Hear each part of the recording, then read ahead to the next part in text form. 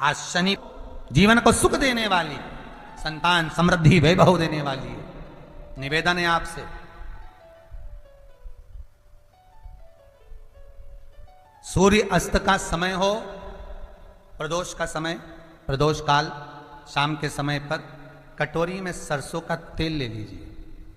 शंकर के शिवलिंग पर किसी मंदिर में जाकर सरसों का तेल शिव पर चढ़ाए। तेल चढ़ते समय शंकर के शिवलिंग पर त्रिपुंड बना दें। ये एक उंगली, चीटी उंगली के पास वाली उंगली शंकर के शिवलिंग पर टच कर कर रखें और अपनी मनोकामना पूर्ण कहें।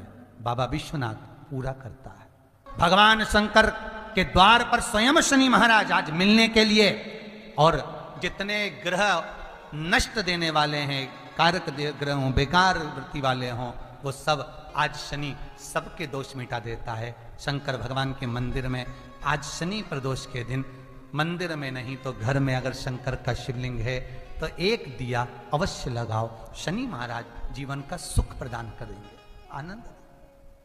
शनि प्रदोष, मान लो कोई व्यक्ति पैसे खाकर चले गया, नहीं दे रहा है, तो शास्त्र कह रहा है भगवान शंकर के मंदिर में शमी का पत्र, शमी का पत्ता, शमी पत्र, शंकर के मंदिर में काली तिल्ली के साथ में शमी पत्र, शनि प्रदोष सुख का देने। स्वयं शंकर को प्रिय है प्रदोष का व्रत, इसलिए निवेदन है बन सके व्रत करते हुए भगवान शंकर का अनुमोदन करें, जीवन को सार्थक बनाएं। भगवान शिव का स्मरण करते हुए, आनंद करते हुए। शंकर सुख की दायिनी है, शिव आनंद के देने। गुरुजी, लड़के को मंगल है, क्या करा जाए? कुछ मत करो।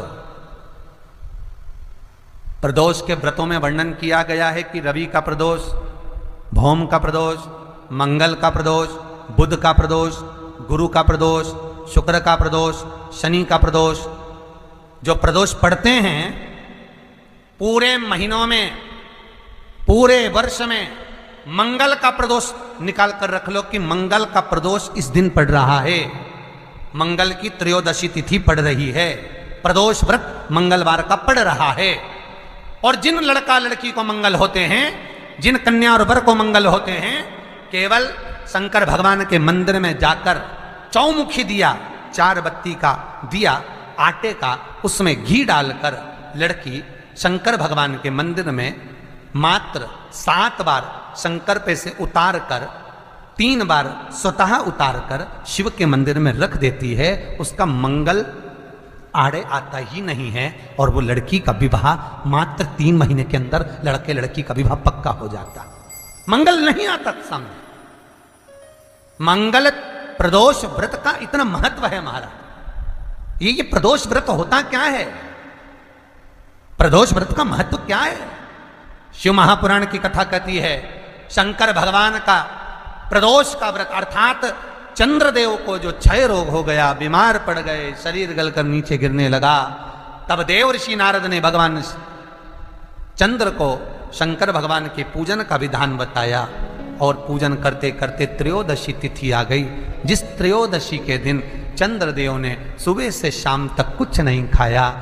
शाम के समय सूर्य अस्त के पहले चंद्रदेव ने स्नान किया, श्वेत वस्त्र धारण करे, और श्वेत वस्त्र धारण कर कर चंद्रदेव शंकर के शिवलिंग के पूजन करने बैठ गए। शंकर भगवान के शिवलिंग के पूजन जब चंद्रदेव ने करी, हाथ में अक्षत लेकर चंद्रदेव ने शंकर को समर्पित करे, ओम उमापति नमः कहकर जब चंद्रदेव ने शिव को समर्पित करे, भगवान शंकर त्रयोदशी के दिन प्रदोष समय में, प्रदोष काल में प्रकट हो गए और प्रकट होकर बोले, हे चंद्र, तुमने आज मेरा अनुरोधन किया है, आज मेरा स्मरण किया है, जाओ आज त्रयोदशी के दिन प्रदोष काल में मैं तुम्हारे शरीर को स्वस्थ करता हूं।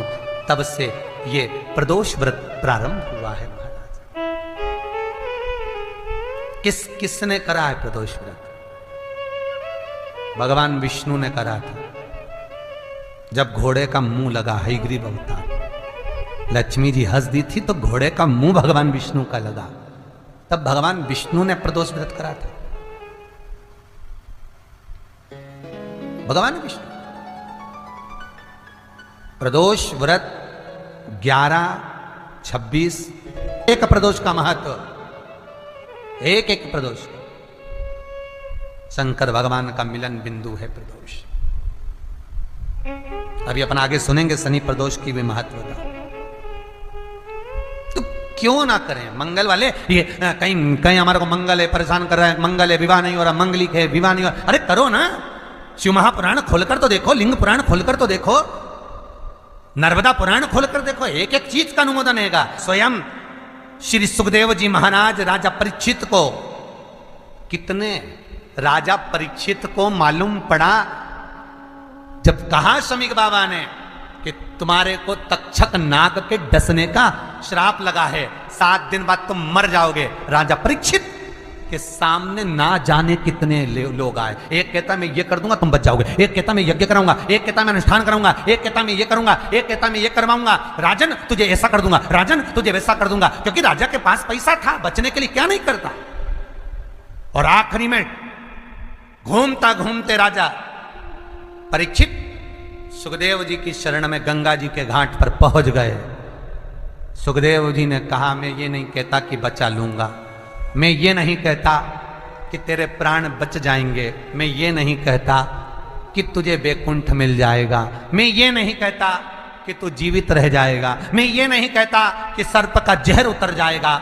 सुखदेव जी कहते हैं मैं इतना जरूर कहता हूं कि तू अगर भगवान की भक्ति में रम गया तो सर्प भी डसेगा तो भान नहीं होगा, और ये पक्का कहता हूं कि 7 कुल को तार देगा। और वही परीक्षित ने करा, भगवत भजन में लग गया। फिर कब सर्प आया, कब डसा, कुछ भान परीक्षित को नहीं था। शिव महापुराण भी यही कहती है, स्वयं स्वतः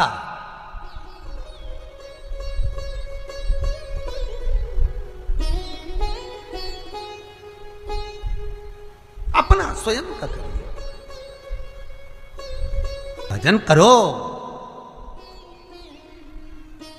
मंगल है, राहु है, केतु है, दशा बेकार चल रही है, लक्ष्मी नहीं आ रही, कष्ट बहुत है, फैक्ट्रियां नहीं चल रही, कहीं मत जाओ, मेरे शिव की शरण में जाकर एक बार शिव महापुराण को पूरी सुनो, और उसमें जो जो उपाय बताए गए हैं, हम ये नहीं कहते कि हम कुछ कर देंगे, हम ये नहीं कहते कि हमारे पास कोई विद्या है। मेरा निवेदन आप सबसे है, आप सबसे भी मैं निवेदन करना चाहूंगा। कई माताएं फोन कर कर बोलती हैं हमारे को कष्ट है, हमें गुरुजी से बात करना है, हमको ये पूछना है। हम नहीं, आपसे निवेदन है, कुछ पूछने के लिए आप कभी भी कॉल ना करिए, फोन ना करिए, कुछ पूछने के लिए आप मैसेज ना करिए, हम नहीं बता पाएंगे। क्यों? क्योंकि शिव महापुराण में जो लिखा है हम केवल वो बता सकते हैं और केवल पुराण में बता पाएंगे। हम यहाँ से नीचे उतरे, हम वही साधारण से मनुष्य हैं जो आप टीवी के सामने बैठे हो, वही की वही हम भी हैं। केवल ये व्यासपीठ, ये पुराण, ये शास्त्र, इसके सिवाय हमारे पास कोई विद्या है ना हम कुछ जानते। हाँ, पुराण में से निकाल कर उपाय, 1-2 किताब, 5-6 किताब लिखी हैं। पंचामत है, तर्पण है, मन मंत्र है, मन दर्शन है, गिराज चरित्र है, ऐसी 5-6 किताबें लिखी हैं। उन किताबों में सब कुछ लिख दिया है। पहले जहाँ कथा होती थी किताब वहाँ मिलती थी, अब कथाएं पंडालों में नहीं हो रही है, तो कई लोगों ने फ़ोन कर बोला तो हमें किताब कैसे मिलेगी। तो उसके लिए विचार कर कल परसों से ऐसा कर दिया है कि टीवी पर एक नंबर किताब मंगवाने के लिए भी अलग से डाला जा रहा है कि आप उनसे किताब मंगवा सकते हो। पर वो हमारी संस्था के ऊपर नहीं, हमने उसमें नंबर दे दिया कि आप इनसे किताब मंगवा लो, आपको इन किताब प्राप्त हो जाएगी, मिल जाएगी। उसमें उपाय लिखे, करो, खुद करो, दूसरे से नहीं। पर जो बार बार पूछने के लिए फोन लगाएं कि हमें गुरुजी से ये पूछना है, हमें हम जो बता दिए शिव महापुराण में, बस पुराण के अलावा कुछ नहीं, शास्त्र के हटकर कुछ नहीं बोलेंगे। जो शास्त्र सम्मत है, स्कंद पुराण में, विष्णु पुराण में, नर्मदा पुराण में, लिंग पुराण में, शिव महापुराण में, भविष्य पुराण में जितनी जितनी बातें लिखी होती है उसको छाट कर लेकर आते हैं, आपको बता देते हैं कि आप ये कर लो, उससे फायदा मिल जाएगा। कोई ज्योतिषी नहीं, कोई कुछ नहीं, बस केवल भजन करो, शंकर का अनुमोदन करो और विश्वास रखो शंकर पर, तो किसी को 1 रुपया देने की जरूरत नहीं पड़ेगी। भजन करो, विश्वास शंकर पर रखना, जन्म मरण और परण वो देगा, सुख वो देगा, समृद्धि वो देगा जिसके घर में बहु रिद्धि सिद्धि हो, जिसके घर में अमोद और प्रमोद पोते हो, जिसके घर में शुभ और लाभ दरवाजे पर बेटे बनकर विराजमान होते हो, जिसके घर में स्वयं अखंड सौभाग्य देने वाली पार्वती हो, जिसके घर में लक्ष्मी देने वाली लक्ष्मी बेलपत्र के पेड़ के नीचे झाड़ू लगाती हो, जो स्वयं सरस्वती को स्वर प्रदान करता है वो शंकर है। जब सब कुछ उसके पास में है, कुबेर का खजाना वो चोर को दे देता है, जब सर्वस्वता उसके पास है, तो आप इधर उधर डोलते क्यों हो? क्यों डोलो? उस पर विश्वास रखो। वो शंभु, वो शंकर, वो त्रिकालदर्शी, वो कैलाशी, वो अविनाशी सुख देगा, आनंद देगा। पाने का तरीका केवल उसको रिझाओ। जो मंदिर आपसे दूर हो, जिस मंदिर में कोई नहीं जाता है, जिस मंदिर में कोई दिया तक नहीं लगाता, उस मंदिर में तुम जाओ और उस मंदिर में एक दिन जाकर प्रकाश कर कर आना, एक बार दिया जला कर आना, मंदिर की सफाई करी आना, शंकर जी पे जल चढ़ाकर उनको स्नान कराकर कोई पत्ती पेड़ पौधे के पास में तोड़ के चढ़ाए आना। 2-4 बार कर कर देखना कितना शांति, कितना धीरज, कितना आनंद, कितनी समृद्धि, कितनी लक्ष्मी मिलती है। तुम करोगे तुम्हारा पेट भराएगा, हम करेंगे हमारा पेट भराएगा। स्वयं करिए। मृत्युलोक का देव महादेव शंकर है। कष्ट भी हो तो पहले उससे कहो, दुख भी है पहले उससे कहो, रोग भी है पहले उससे कहो, अदालत में केस भी चल रहा है उससे कहो, पेशी करने जा रहे हो पहले उससे कहो। उसको कहो कि मैंने अब तेरे भरोसे पर सब सौंप दिया है। जब से कथा सुनी महादेव कहीं नहीं जाऊंगा, बस तुझसे ही कहूंगा। तारेगा भी तू ही और मारेगा भी तू। कर लो भरोसा, विश्वास कर कर देखो। भरोसा तो होना चाहिए। एक पति पत्नी जहाज में घूम रहे थे समुद्र में लहर चढ़ गई, सुनामी लहरें आने लगी। जहाज के मैनेजर ने कहा, अनाउंस कर दिया पायलट ने, ये जहाज डूबने वाला है, सब बच लो, छोटी छोटी ट्यूब पकड़ो, नाव पकड़ो, कूदो और भागो, समुद्र में लहरें चल रही, सुनामी, भागो। पत्नी नीचे थी, सुन के ऊपर गई। पति सबसे ऊपर लहरों का आनंद ले रहा था, वहां पहुंच गई। पत्नी ने पति से कहा, सुना तुमने? पति बोले, क्या है? अरे सुना नहीं तुमने? नहीं मैंने नहीं सुना। क्या हुआ? समुद्र पानी में, ये जहाज जो है पानी में डूबने वाला है। अच्छा तो डूबने दे। पति लग गया फिर लहरों को देखने। पत्नी बोली, मर जाएंगे। पति कुछ बोला ही नहीं, लहरों का आनंद ले रहा। पत्नी बोली, सब बच रहे हैं, सब ट्यूब पकड़ के भाग रहे हैं, नावों को पकड़ पकड़ के भाग रहे हैं, चलो तुम भी चलो। पति कुछ नहीं बोला, आनंद ले रहा है। पत्नी बोली, तुम तो मुझे मरा हुआ देखना चाहते हो ना, मैं जानती हूं तुमको। पत्नी फिर नीचे गई, फिर सब हटपटा रहा है, पूरा जहाज के लोग भाग रहे हैं, ट्यूब पकड़ के, नाव पकड़ के भाग रहे हैं, जहाज डूब रहा है। पत्नी फिर ऊपर आई, अरे सब बचा रहे हैं अपने अपने बीवी बच्चों को, तुम मुझे बचाओ। पति नहीं, कुछ नहीं बोला। पत्नी बोली, मैं जानती हूं तुम तो मुझे मरा हुआ देखना चाहते हो, कि मैं मर जाऊं तो तुम दूसरी शादी कर लो। मैं मर जाऊंगी तब मालूम पड़ेगा।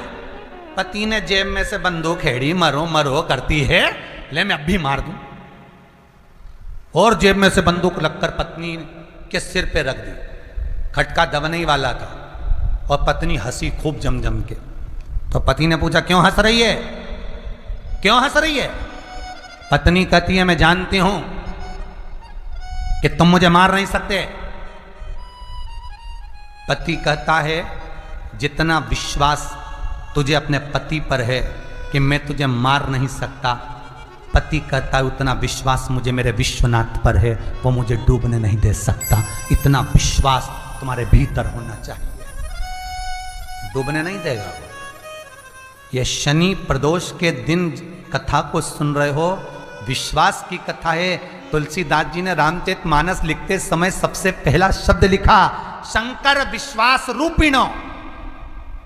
शंकर विश्वास रूपिणो, ये तुलसीदास जी रामचरितमानस के भीतर लिख रहे हैं। शंकर पर अगर विश्वास हो गया तो जीवन सार्थक हो गया, कुछ नहीं सोचना फिर।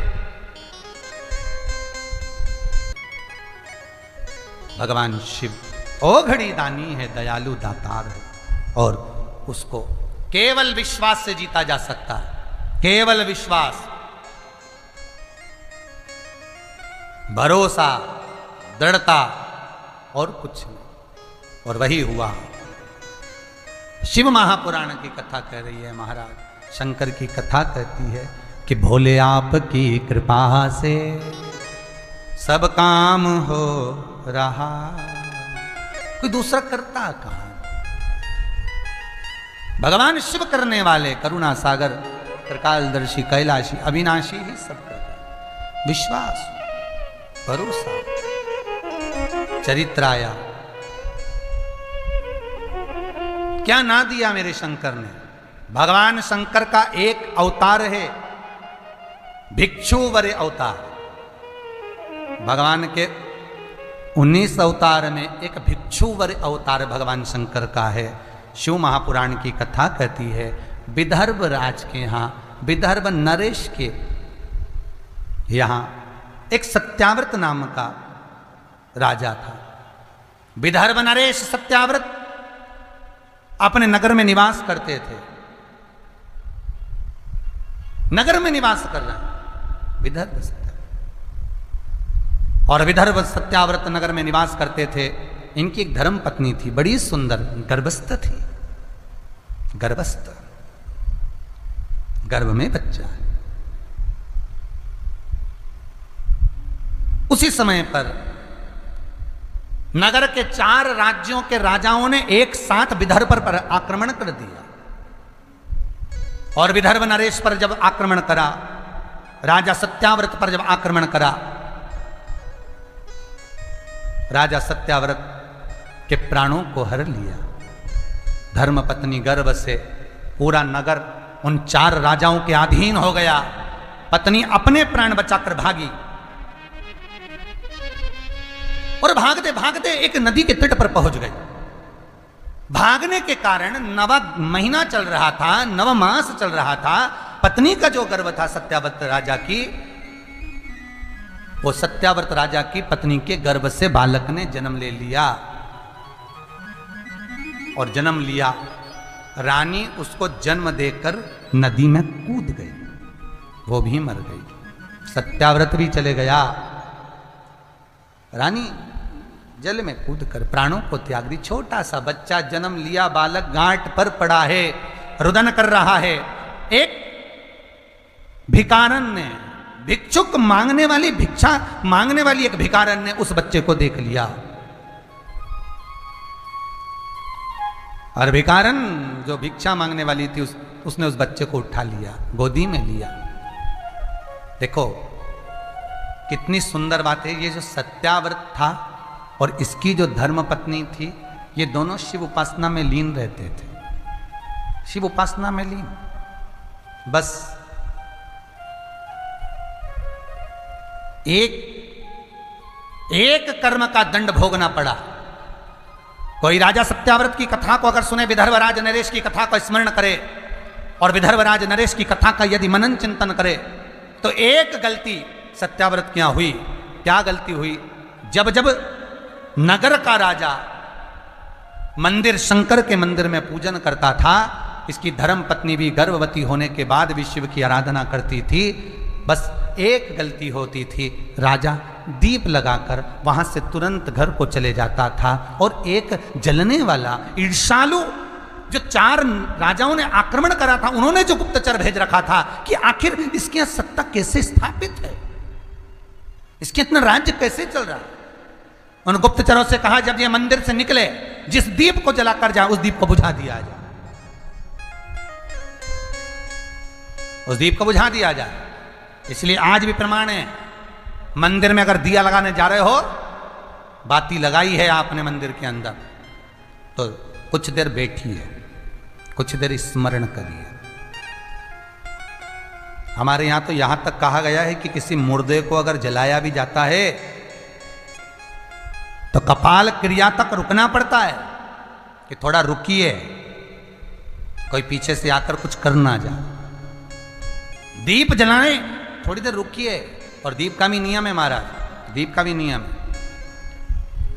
दिए में जो फूल बत्ती लगती है, गोल बत्ती लगती है, गोल वाली, ये बत्ती हमेशा कोई विष्णु भगवान की पूजन कर रहे हो, शिव जी की पूजन कर रहे हो, कोई अन्य देवता का अगर आप स्मरण कर रहे हो तो गोल बत्ती लगाई जाती है। भगवान के मंदिर में पूजन कर रहे हो तो गोल बत्ती लगाएं।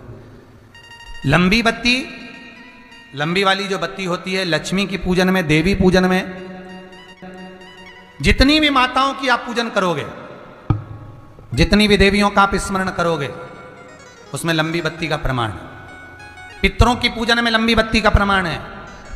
पितरों को कभी गोल बत्ती नहीं लगती। आप मटके के पास में, परिंदे के पास में, जल के पात्र के पास में कोई भी अगर दिया लगाएंगे तो वहां गोल बत्ती रखकर लगाएंगे तो घर में लक्ष्मी नहीं टिकेगी।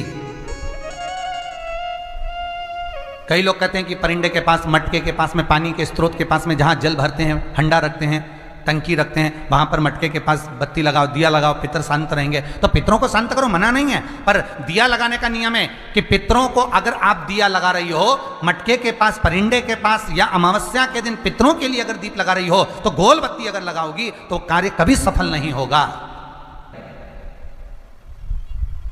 धन आएगा जाएगा, टिकेगा नहीं। इसलिए पितरों के लिए अगर दिया लगाना है, पूर्वजों के लिए दिया लगाना है, पितरों के लिए अगर दीप लगाना है तो लंबी बत्ती लगाइए, लंबी बत्ती। महाराज लंबी बत्ती का प्रमाण हमारे यहां शास्त्र करता है, गोल बत्ती का प्रमाण। और सुंदर चरित्र कहा, यदि आपके जीवन में बहुत ज्यादा लक्ष्मी से तकलीफ है, कष्ट बहुत ज्यादा है, या इसलिए शायद कहा जाता है कि भगवान को सर्वश्रेष्ठ कौन सा चंदन अच्छा लगता है। आपको पहले भी कथा में कहा, आगरा की कथा अगर किसी ने सुनी होगी तो उसमें वर्णन किया। भगवान को सर्वश्रेष्ठ चंदन कौन सा, भगवान को सर्वश्रेष्ठ चंदन कौन सा प्रिय है, वो कौन सा चंदन है जो भगवान विष्णु को लगाएं, राम को लगाएं, कृष्ण को लगाएं, वो कौन सा चंदन है जो श्री हरि को लगाया जाए। तो जीते जी भगवान विष्णु एक बार गले लगाते हैं, उसको कहते हैं हरि चंदन। कौन सा चंदन है? हरि चंदन। हरि चंदन बाजार में नहीं मिलेगा, हरि चंदन आपको बनाना पड़ेगा। कैसे बनाना है?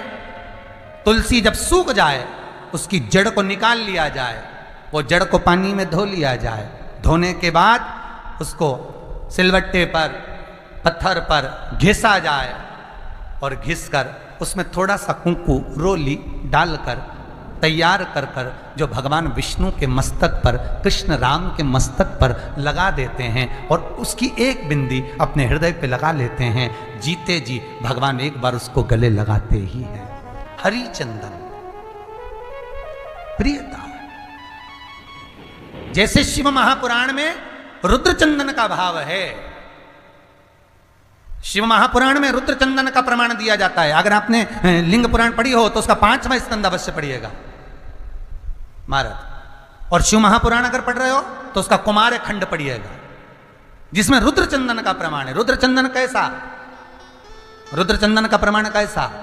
तो महाराज कहा, चंदन घिसकर, पीला चंदन घिसकर उस चंदन को 3 मुखी रुद्राक्ष पर लपेट लिया जाता है। 3 मुखी रुद्राक्ष पर उस चंदन को लपेटा जाता है।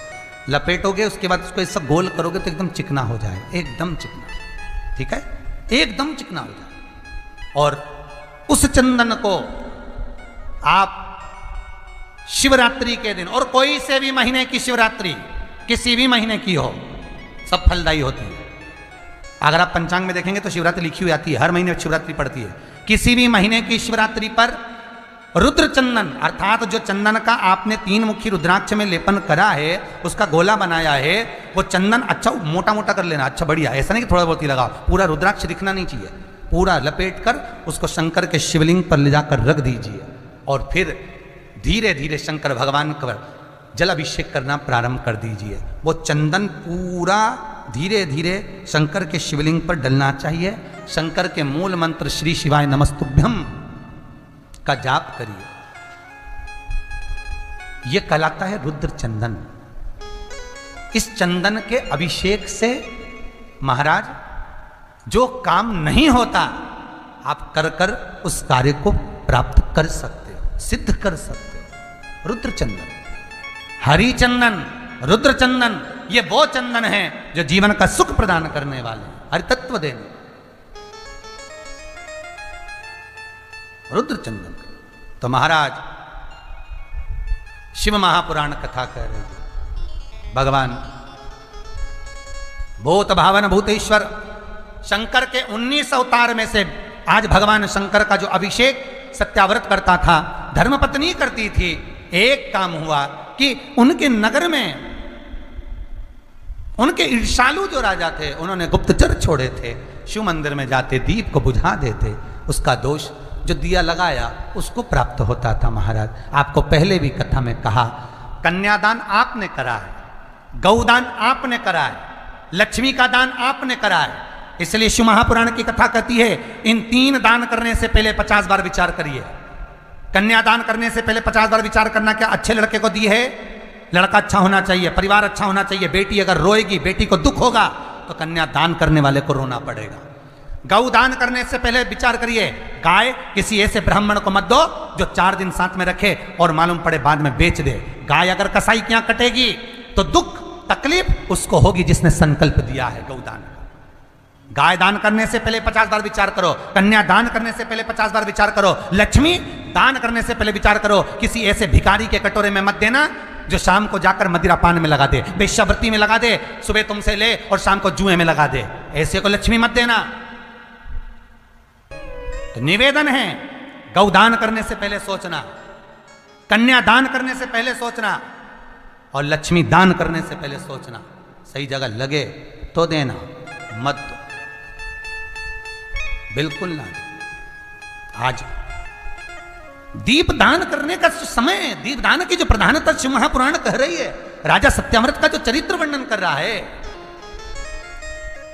दीपदान जो राजन करे उस दीप को बुझा दिया। दीप लगाने वाले का वो होना चाहिए क्रम कि वो ध्यान रखे उस चीज का।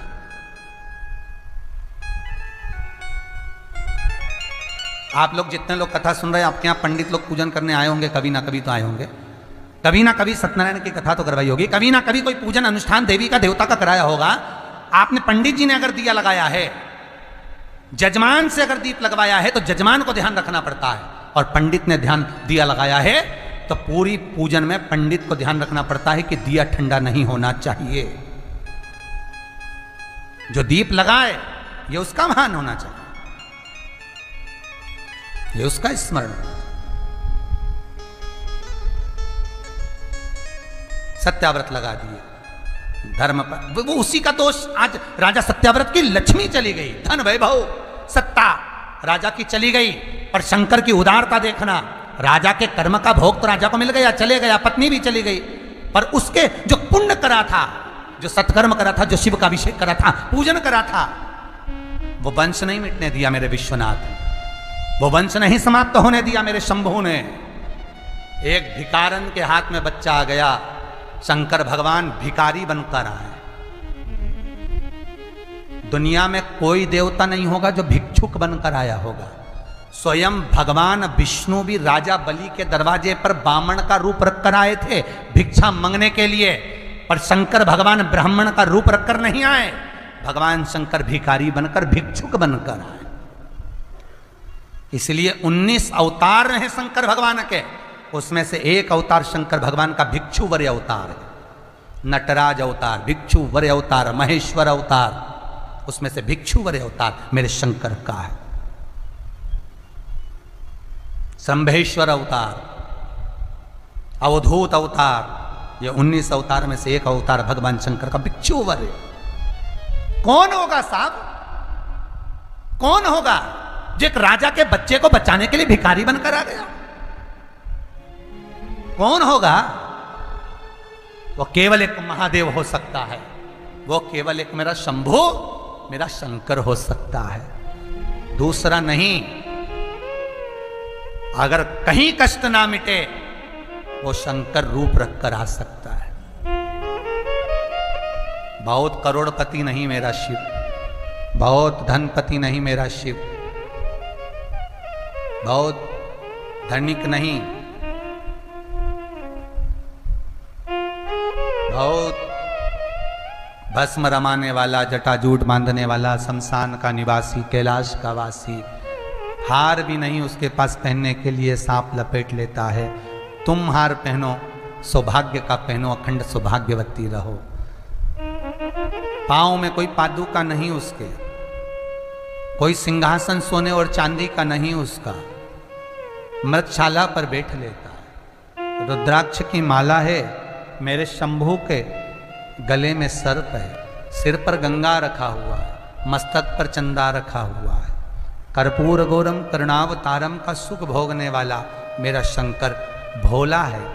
पार्वती खुद कहती है, आप अपने लिए सोने की नगरी क्यों नहीं बसा लेते, हीरे पन्ने का महल क्यों नहीं बना लेते।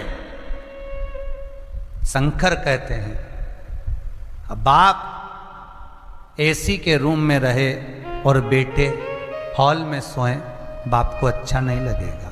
बाप कहता है, बच्चों की शादी हो गई, तुम अच्छे अच्छे रूम में रहो, मैं हॉल में सो जाऊंगा, मेरा पलंग यहां डाल दो। वो बाप होता है, वो बाप है। जैसे जैसे बच्चों की शादी होती जाती है, बाप अपना कमरा छोड़ देता है, माँ अपना रूम छोड़ देती है। ये बड़े बेटे को दे दूंगी ये वाला रूम, छोटे की शादी होगी ये वाला रूम कर दो, मंजिले की शादी हो ये वाला कर दो, संजिले की हो वो रूम कर दो। और माँ बाप हाल में आकर बस जाते हैं। हॉल के अंदर शंकर कह रहे हैं पार्वती से, तू क्यों दुख करती है, क्या हो गया। पार्वती जी कहती है, आप अपने लिए कोई महल क्यों नहीं बनवाते। शंकर कहते हैं, सारे देवता ऊपर रहते हैं, उनको क्या करना, कौन कहां रहता है। शंकर कहते हैं, मैं मृत्यु लोक में रहता हूं। एक भिखारी भी अगर भीख मांग कर खाता है, उसको दुखी देखता हूं तो मैं भोजन नहीं करता। आंकड़े की रोटी लकड़िया में कंडे में टिक कर सेक कर जैसा वो खाता है, मैं भी मल कर खा लेता हूं। कभी मेरे पास में 56 भोग भी आते हैं तो समझ जाता हूं कि आज पूरी पृथ्वी पर सृष्टि के लोगों ने भोजन कर लिया, इसलिए कोई 56 भोग लगाकर चले गया। किसी दिन 16 सोमवार का उद्यापन होता है, मलिदा बनता है, चूरमा बनता है, भोग लगता है तो मैं समझ जाता हूं कि आज पूरी सृष्टि ने पेट भर कर खाया होगा। पार्वती, मेरे खाने पर पूरी सृष्टि का सुख है और सृष्टि के खाने पर मेरा सुख है। जगत का बाप, जगत की मां पहले अपने घर के बच्चों को सुखी रखना चाहती है, पर उसका स्मरण हो तो। आप अगर सास को न मानोगे ही नहीं, ससुर को मानोगे नहीं, तो वो काय को जायदाद देगा, वो काय को अंगूठी देगा, काय को देगा। जाओ तुम तो पड़ोसन के पांव पड़ी पड़ोसन से लो, जाओ तुम तो पड़ोसन के खूब रसगुल्ला खिलाया, अचार उससे पूछा तो उससे लो, अंगूठी ने चैन, जाओ उससे लो जायदाद। आशा सास से कि सास देगी जायदाद, सास देगी अंगूठी, और चाय पिलाए पड़ोसन को। तो भगवान शंकर के जिसका भजन करा, जाओ उसके पास, बेटा मैं तो अलमस्ती में, जब आओगे जब देखा जाएगा, जपो। और जिसने जपा, चाहे वो लंका का राजा रावण हो, रामकृष्ण हो, चाहे नारद हो, चाहे नामदेव हो, जिसने जपा उसको छोड़ा नहीं। मार्कंडे की उम्र 16 थी, चिरंजीवी कर दिया।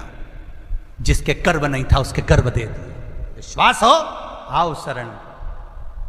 बस दिखावा नहीं होना मेरे पास, मुझे दिखावा नहीं चाहिए। मैं दूंगा, अंबारियों से दूंगा, इतना दूंगा कि तू बटोर भी नहीं सकेगा, इतना दूंगा बटोरा नहीं जाएगा। आज प्रदोष, शनि प्रदोष की कथा आप सुन रहे हो, अपनी चित्त वृत्ति में धारण करना कि विश्वनाथ शंभु शंकर जब दे, विश्वनाथ शंभु शंकर जब देगा, बस विश्वास रखना, इतना दे देगा कि तुम खुद फोन लगाकर कहोगे। एक बार गुरुजी से बात कराकर जरूर कहना कि शंकर ने इतना दिया है, एक बार अब कथा और करवाना है। ये राव परिवार, ये जिंदल परिवार और जितने कथा करवाने वाले भक्त हैं, ये डबल से कथा करवाएंगे, मुझे उम्मीद है। डबल से कहेंगे कि हमारी कथा करो, और आप भी सुनोगे लाइव। मुझे इतनी उम्मीद है मेरे विश्वनाथ पर, भरोसा मेरे शंकर पर। आपका करा हुआ एक एक अंश, एक एक भजन वो देगा। भगवान शिव भिक्षुक बन गए, भगवान शंकर भिखारी बन गए। भिक्षु बड़े अवतार लिया शंकर ने, भिक्षु बड़े, और भिक्षु बड़े अवतार कर कर भिखारन के पास पहुंचते हैं। अब तो राजा सत्याव्रत चले गया था, अब तो धर्म पत्नी भी मर गई थी, राज्य सत्ता भी चली गई थी, सब जीत लिया दूसरे राजाओं ने। तो फिर क्यों आए भोलेनाथ? फिर क्यों आए भोलेनाथ? लोग भगवान को दोष देते हैं, इतना दुख है भगवान कहाँ है? भगवान कहते हैं तूने पुकारा कहाँ है? एक नाई का चरित्र याद आता है मुझे कथा में। एक नाई की दुकान पर एक व्यक्ति कटिंग दाढ़ी करवा रहा था। नाई की दुकान पे बहुत सारी बात कर रहे थे लोग। बात पहले राजनीति की बात हुई, ऐसा हो गया वैसा हो गया, फिर कोई बात हुई, फिर कोई बात हुई, फिर धीरे धीरे निकल गई। नाई और उसकी बात चल रही थी, पड़ोसी व्यक्ति सुन रहा था। सुनते सुनते उसने कटिंग दाढ़ी बनवा ली, बाहर जाके खड़ा हो गया। वहीं से एक व्यक्ति निकल कर जा रहा था, उसके बड़े बड़ी दाढ़ी हो रही थी, बड़े बड़े बाल थे, भिखारी था वो बेचारा, बहुत गंदा हो रहा था। जिसने कटिंग दाढ़ी करवाई थी बाजू वाला जो सुन रहा था, वो अंदर पहुंच गया नाई के पास, और नाई के पास पहुंचकर बोला, ओ भैया जरा जाओ ना, उसकी दाढ़ी कटिंग कर दो, वो सामने जा रहा है। तो नाई बोला पागल है क्या? वो मेरी दुकान में आएगा तो मैं कटिंग दाढ़ी करूंगा, मैं क्या उसके पीछे पीछे जाऊं? मैं उसके पास जाकर करूंगा? पागल हो गया हूं मैं? वो मेरे पास आए तो मैं दाढ़ी कटिंग करूंगा, मैं इधर उधर नहीं जाता। उसने कहा भैया अभी तू बोल रहा था कि भगवान है ही नहीं, मैं उसी का उत्तर दे रहा हूं। भगवान भोलेनाथ कहते हैं, दुनिया के लोग कहते दुख नहीं कट रहा, शंकर भगवान कहते हैं नाई की दुकान में जाओगे तो बाल कटेंगे, दाढ़ी बनेगी। शंकर भगवान कहते हैं अगर मेरे दरबार में आओगे तो दुख कटेगा, मैं क्या तुम्हारे पीछे पीछे जाके दुख काटूं? मैं तुम्हारे पीछे पीछे जाके कष्ट काटूं? आओ तो, और आने के बाद अगर नहीं कटा तो बात दूसरी है, पर पूरा विश्वास रख कर आना। शिव महापुराण की कथा कह रही है, पूर्ण विश्वास, दिखावा नहीं मेरे शंभू को। जितने टीवी के माध्यम से सुन रहे हैं, फेसबुक यूट्यूब के माध्यम से सुन रहे हैं, निवेदन है विश्वास पूर्ण रखिए। कितना सुंदर कहा है, पीपल की परिक्रमा करो चाहे आंवले की परिक्रमा करो। जिंदल परिवार जब कथा कराया था तो उसमें वर्णन करा था। अभी राव परिवार की जो कथा चल रही है इसको भी ध्यान से सुनते हुए, कथा को बहुत उतारना जीवन में। परिक्रमा करते समय हम अपने हाथ में कुछ मन का रखते हैं, हम अपने हाथ में चिरौंजी का दाना रखते हैं, हम अपने हाथ में कुछ मूंगफली का दाना रख लेते हैं, हम अपने हाथ में कोई टॉफी रख लेते हैं, हम अपने हाथ में कुछ मिश्री का दाना रख लेते हैं। क्यों? उसका कारण है कि परिक्रमा डायरेक्ट लगाएंगे, लगाते जाएंगे तो फल नहीं मिलेगा, पर परिक्रमा लगाकर जब सामने आए और थोड़ा सा सामान डालेंगे, डालने के लिए रुकना पड़ेगा, रुकेंगे तो दूसरी परिक्रमा का फल मिलेगा। अगर डायरेक्ट लगाए जाएं तो कोई फल की प्राप्ति नहीं है हमारे। कोलू की बेल की तरह चले जा रहे।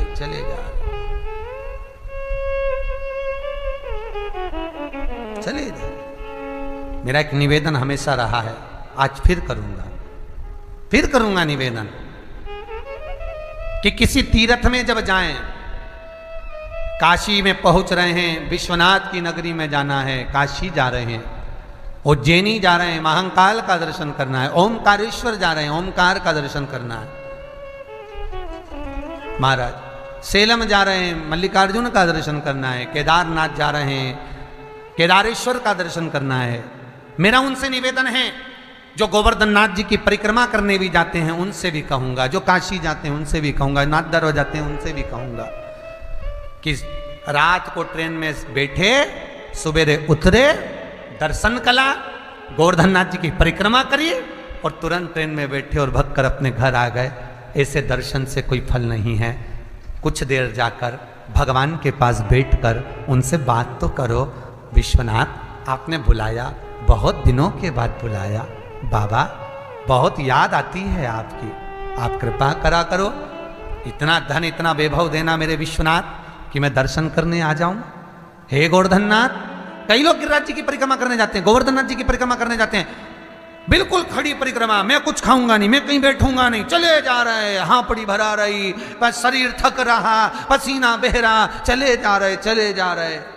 भगवान खुद बच्चे का रूप रखकर उसके पास में आ रहे, पानी पी लो, भंडारा खोल रखा है, टेबल पे पूरी सब्जी बट रही, कुछ खा लो, बुला कर कह रहे हाथ जोड़ जोड़ के खा लो। क्यों? क्योंकि भगवान कह रहे इसे कोलू की बेल की तरह परिक्रमा मत लगा, मेरे पास आया है, कुछ देर बैठ तो सही। वो याद करिए, ना जी भर के देखा, ना कोई बात की, बड़ी आरजू थी मुलाकात की, ना हम उनसे जी भर कर देखें, ना मिले ना जुले ना बात करें।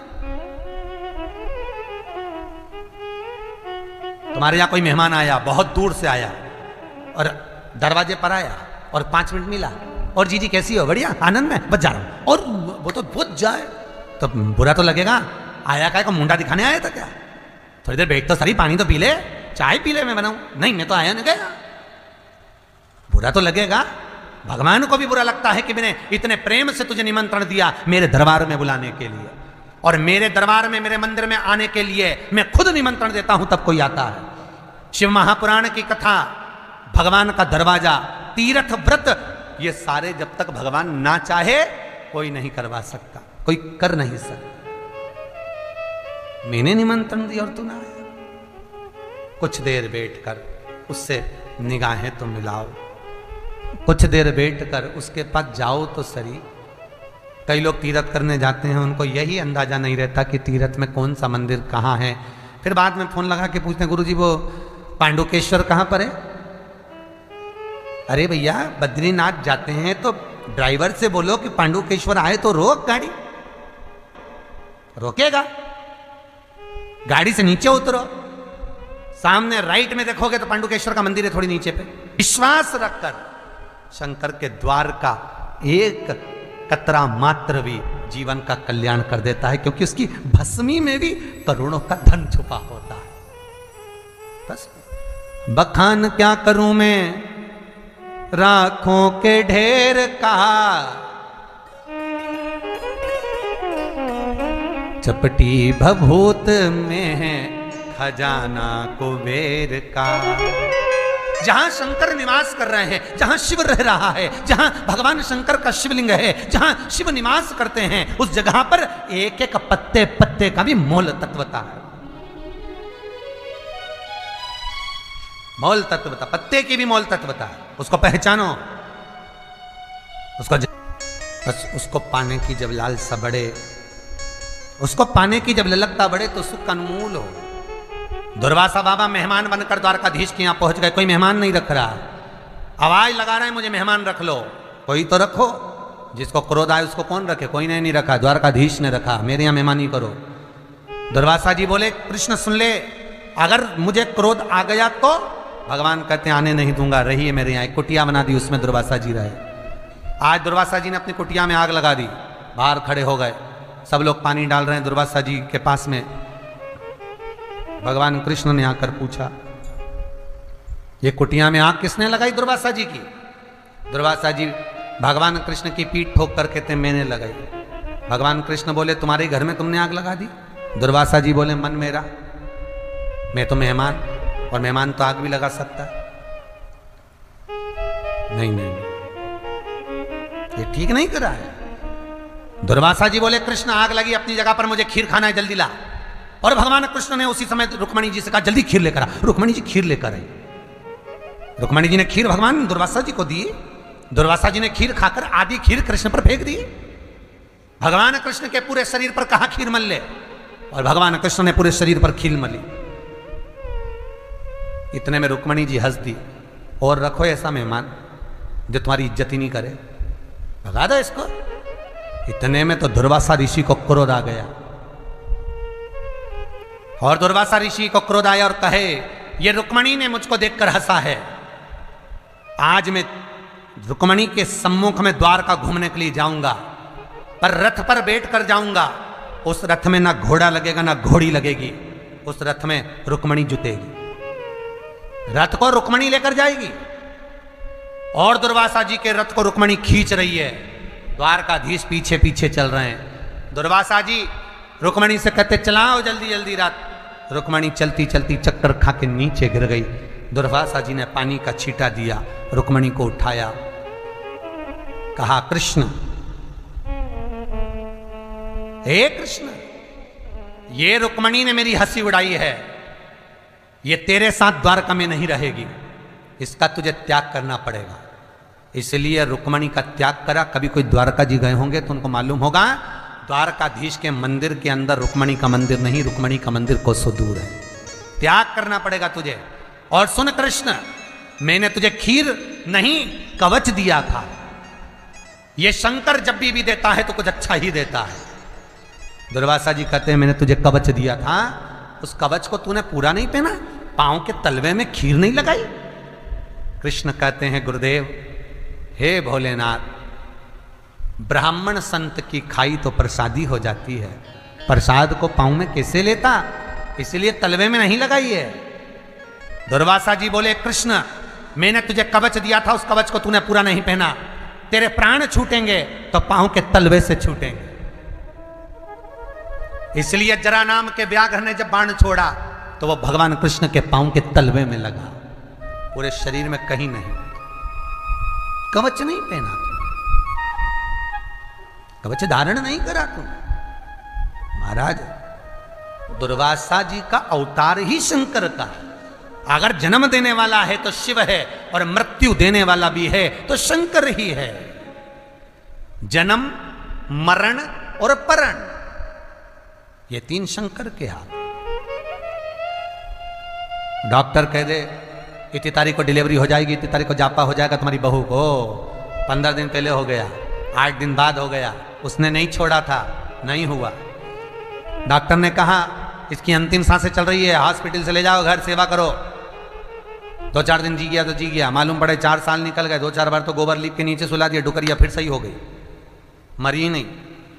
बार बार नीचे सुला, बार बार जिंदा हो जाए, मरती नहीं है। क्यों? वहां से लिखी नहीं है।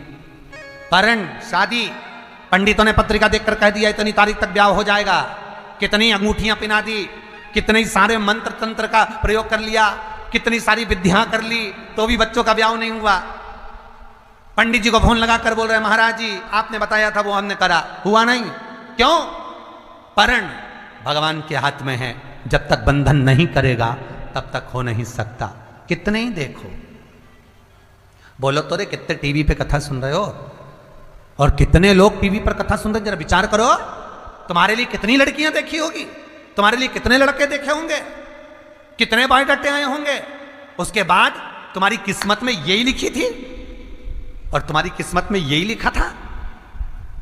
उसका कारण है जहां भगवान ने बांध रखी है, तुम 50 देख लो, संबंध वही होगा जहां शिव ने लिखा होगा। वो जहां लिख कर रखा होगा वहां होना है। पार्वती जी की माता मीनावती ने कहा था मैं अपनी बेटी को ऐसे घर में नहीं दूंगी जो भस्मी रमाए, जटा जूट पहने, नग्न वेशधारी हो, ऐसे को बेटी कौन देगा। और स्वयं ब्रह्मा आकर कहते हैं जो भाग्य में लिखा है उसे कोई टाल नहीं सकता। एक सेठ जी से सेठानी ने बोला देखो स्वामी, तुम जगत में इतना दान करते हो, पुण्य करते हो, सत्कर्म करते हो, अपनी बेटी इतनी दुखी रहती है, उस बेटी को थोड़ा क्यों नहीं दे देते। सेठ जी बोले उसके भाग्य में नहीं है। तो तुम क्या भाग्य विधाता हो? सेठ जी बोले मैं भाग्य विधाता नहीं हूं, पर उसके भाग्य में नहीं है। तो तुम्हें कैसे मालूम कि भाग्य में नहीं है? सेठानी चिल्लाकर जब बोली तो सेठ जी ने कहा अगर उसके भाग्य में होता तो मैंने कितना अच्छा घर छाट कर दिया था, इतना अच्छा वर दिया था, कितनी धन दौलत संपदा दी थी, कितना परिवार देखकर, पैसा देखकर घर में बेटी को ब्याया था। उसके बाद उसकी किस्मत ऐसी है कि आज 2-2 रोटी के लिए तरस रही है, तो ये उसका भाग्य है। सेठानी बोली तो तुम दुनिया को इतना दान देते तो बेटी को क्यों नहीं दे देते? नहीं दूंगा तो नहीं दूंगा। सेठानी बोली तुम नहीं दोगे तो क्या हुआ, क्या मैं नहीं दे सकती? तू दे दे, जा दे दे। और सेठानी ने आज जमाई को खाना खाने बुला लिया, और जमाई को भोजन करने बुलाया तो बेसन के लड्डू बनाए, और लड्डू बनाए तो सेठानी ने लड्डू के अंदर सोने की असरफियां भर दी, सिक्के भर दिए, और लड्डू का डब्बा जमाई से कहा मेरी बेटी को दे देना, पकवान है। जमाई लड्डू लेकर जा रहे थे, रास्ते में विचार करा बच्चों के स्कूल की फीस भरना है, पैसे नहीं है, लड्डू खाएंगे बाद में भ्रष्टा में जाएंगे, उससे अच्छा ही लड्डू हलवाई के यहाँ बेच दूं, थोड़ा सा पैसा आ जाएगा तो बच्चों की फीस भरा जाएगी।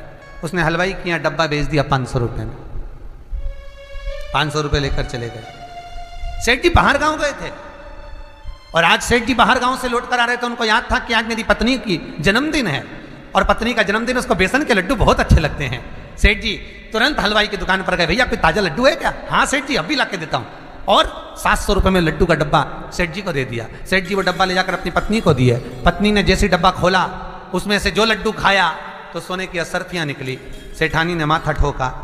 सेठ जी बिल्कुल सत्य कहते थे, भाग्य में नहीं होगा तो नहीं मिलता है। कितना ही प्रयास कर, कितना ही प्रयास कर। एक बार दुर्वासा ऋषि राम जी के आ गए और अयोध्या में आकर कहा मुझे राम जी से मिलना है। राम बाबा के सामने पहुंच गए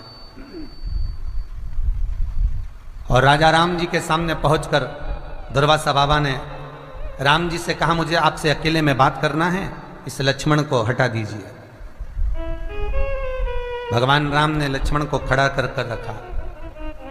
दुर्वासा जी फिर बोले आप और मेरी बात होना है, लक्ष्मण को यहां जितने हैं ये सब चले जाएं। और सुनो महाराज, यदि आपकी और मेरी बात के बीच में कोई आ जाता है तो उसका आपको त्याग करना पड़ेगा। ये विचार कर लीजिए। मेरे राम जी महाराज ने यही विचार किया। ठीक है लक्ष्मण जाओ, पूरा महल खाली कर दो, मेरा कक्ष खाली कर दो। और सुनो लक्ष्मण, इस कक्ष में फिर कोई प्रवेश नहीं करना चाहिए। जब तक मैं दुर्वासा ऋषि से बात कर रहा हूं इस बीच में कोई ना आवे। लक्ष्मण जी चले गए, दरवाजे पर पहरेदारी करने लगे। दुर्वासा भगवान और भगवान राम की चर्चा प्रारंभ हुई, बात चालू हुई। और कुछ देर बाद लक्ष्मण जी का आगमन हुआ। लक्ष्मण को त्याग करना पड़ा मेरे राम जी को। और दुर्वासा ऋषि कहने ही ये आए थे कि अब तुम्हारी लीला समाप्त करो और गौलोक धाम वैकुंठ के लिए तुम चलो, बोलने यही आए। और दुर्वासा है कौन? दुर्वासा है कौन आखिर? देवर्षि नारद भ्रमण करते करते एक बार माता लक्ष्मी के पास पहुंच गए और माता लक्ष्मी से कहा मां बहुत तेज भूख लगी है, कुछ लेकर आइए ना। माता मोतीचूर का लड्डू ला कर दे दी और माता ने मोतीचूर का लड्डू ला कर दिया तो नारद जी ने खाया। और खाते सी नारद जी बोले मैया लड्डू तो अनसुईया जी के घर का था, लड्डू क्या जोरदार बनाती है अनसुईया मैया, पर तेरे लड्डू में स्वाद नहीं आया। अब तो लक्ष्मी जी के कांटे से खून नहीं, लक्ष्मी जी के बता लड्डू 4 खा गया और कह रहा बताओ कि लड्डू में स्वाद नहीं।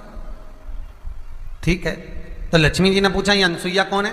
तो अनसुईया पतिव्रता धर्म का पालन करने वाली, पति को परमेश्वर मानने वाली, पति चरणों का स्मरण करने वाली, पति चरणों का अनुमोदन करने वाली,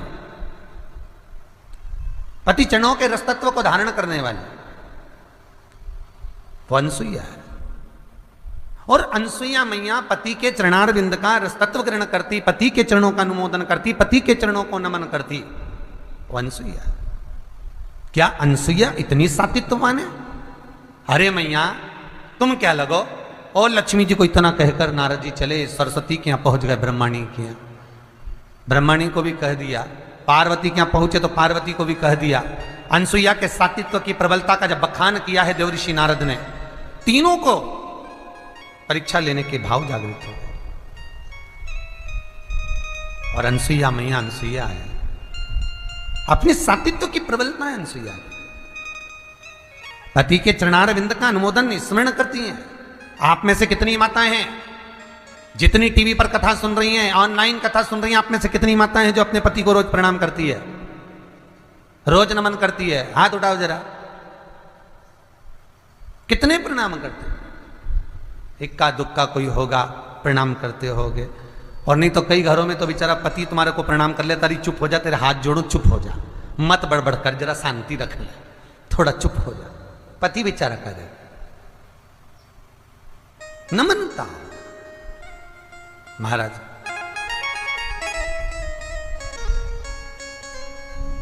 अब अनसुईया मैया पतिव्रता धर्म का पालन करने वाली, पति को परमेश्वर मानने वाली, पति चरणारविंद का अनुमोदन करने वाली, और तीनों देवियों ने अपने अपने पतियों से कह दिया। लक्ष्मी ने भगवान विष्णु से, ब्रह्माणी ने ब्रह्मा से, पार्वती ने शिव से कहा जाकर परीक्षा लीजिए। और नग्न अवस्था में परीक्षा लेना है, नग्न अवस्था।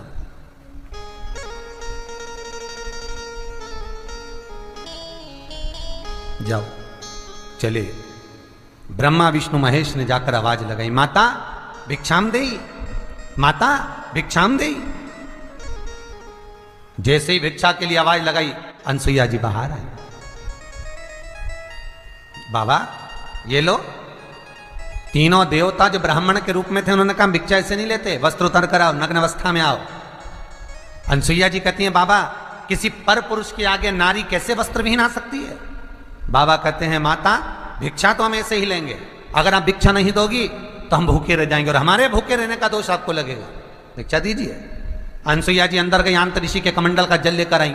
अगर मेरा सात्विक तो पक्का है, मैंने पति की सेवा परमेश्वर मानकर करी है, तो ये तीनों की तीनों बच्चे हो जाएं, बालक हो जाएं। और जल छोड़ दिया और ब्रह्मा विष्णु महेश 1.5 महीने के हो गए और छोटे छोटे होकर उन अनसुईया जी ने गोदी में उठा लिया, उनकी झोली में थोड़ा थोड़ा सा अनाज दे दिया, विश्वकर्मा जी का ध्यान करा, पलना बनवाया चंदन का, रेशम की डोरी लगाई और अनसुईया जी उनको झुला रही थी। इतने में अंत ऋषि आ गए और अंत ऋषि ने आकर पूछा, अनसुईया ये किनके बच्चे हैं? अनसुईया जी कहती, महाराज सब अपने। अंत ऋषि बोले, अभी स्नान करने गया था तो एक भी नहीं था। अनसुईया जी बोली, भगवान जब देता है तो छप्पर फाड़ कर देता है। अरे अनसुईया बताना ये बच्चे कहां से लाई है? अनसुईया जी ने सारा चरित्र सुना दिया। अंत ऋषि भी खुश हो गए, घर में 3-3 बच्चे आ गए। अब अनसुईया जी के यहां तो आनंद था, रोज नया नया आनंद। चिंता उनको लग गई। लक्ष्मी ने पार्वती से पूछा, तेरा आया क्या? ब्रह्माणी ने नहीं। तीनों देवियों ने एक जगह पर इकट्ठी हो गई, वहीं से देव ऋषि नारद निकलकर जा रहे थे। श्रीमन नारायण, देव ऋषि नारद निकलकर जा रहे और नारद जी ने बड़े मीठे स्वर में निकलकर जा रहे थे। श्रीमन नारायण कहते कहते लक्ष्मी जी ने बड़े मीठे स्वर में आवाज लगाई, बेटा नारद, ओ बेटा नारद। नारद जी को लगा आज मैया कितना मीठा बोल रही है, कितना मीठा। और जब माताएं मीठा बोलती है तो समझ लो कि कुछ तो चाहिए। जब माताएं बोले ए जी तो तुरंत खसक लो जी, नहीं तो 500 गया जी, ये पक्का है। आज मैया बड़ा मीठा बोल रही है। बोलो मां क्या चाहिए? लक्ष्मी जी बोली, तूने कहीं नारायण को देखा? हाँ मैया। अनसुईया जी क्या पल्ला में झूल रहे हैं? पल्ला में झूल रहे हैं? तो पागल हो गया, मूर्ख हो गया, चल निकल यहां से। अब लक्ष्मी जी ने तो देव ऋषि नारद को भगाया। इतने में ब्रह्माणी ने पूछा तो कहा, पल्ला में झूल रहे हैं। पार्वती पूछती है, मेरे पति को तो कोई किडनैप भी नहीं कर सकता, मेरे पति को तो कोई पकड़ भी नहीं सकता, बोल नारद मेरे पति कहाँ हैं? नारद जी बोले, पल्ले में झूल रहे हैं। जैसे ही सुना, देव ऋषि नारद के सम्मुख में तीनों देवियां खड़ी होकर पूछती, हम हमारे पति को कैसे लेकर आए? नारद जी बोले, जैसे तुम्हारे पति मांगने गए थे ऐसे तुम भी चली जाओ। तीनों देवियों ने ब्राह्मण की स्त्री का रूप बनाया, तीनों एक जैसी तैयार होकर दरवाजे पर पहुंच गई। दरवाजा बंद था, आवाज लगाई, माता भिक्षाम देहि। और आवाज लगाने वाली कोई दूसरी नहीं थी। लक्ष्मी जी कहती है, मैं राजरानी, मैं पटरानी, मैं किसी के भीख नहीं मांगूंगी। ब्रह्माणी कहती है, मैं सरस्वती किसी के दरवाजे पर भिक्षा नहीं मांगूंगी। पार्वती जी कहती है, मेरी दौलत तो मेरा पति है, मैं मांगूंगी, चलो। और पार्वती ने दरवाजा बंद था और आवाज लगाई, माता भिक्षाम देहि। जैसे ही पार्वती जी ने आवाज लगाई, बीच में शंकर जी सोए थे पलने में, इधर विष्णु इधर ब्रह्मा। शंकर भगवान ने दोनों कोनी मार कर कहा, मेरी तो आ गई, मेरी तो आ गई। भगवान विष्णु और ब्रह्मा बोले, अकेले मत जाना प्रभु, जाएंगे तो तीनों साथ जाएंगे। शंकर भगवान से पूछा, आप कैसे पहचान गए कि पार्वती आ गई? भगवान शंकर बोले, मैं पार्वती की आवाज सुन लेता हूं, समझ जाता हूं कि ये मेरी है। आज भी एक पति और पत्नी को हजारों जनता के बीच में पंडाल में बिठा दो तो पहचान जाएंगे कि भेरू कहां बैठा है और जगदम्बा कहां बैठी, तुरंत पहचान जाएंगे। कहीं पर भी बिठा दो, अब पहचान। अनसुईया जी ने दरवाजा खोला। जब भगवान रोना प्रारंभ करे तो अनसुईया जी दरवाजा खोली, बाहर आई। और बाहर आकर अनसुईया जी ने जैसे ही देखा, क्या चाहिए तुमको? माता भिक्षा। भिक्षा में क्या चाहिए तुमको? माता अंदर जो सो रहे हैं पलने में वो हमारे पति हैं, हमें दे दीजिए। आइए पधारो।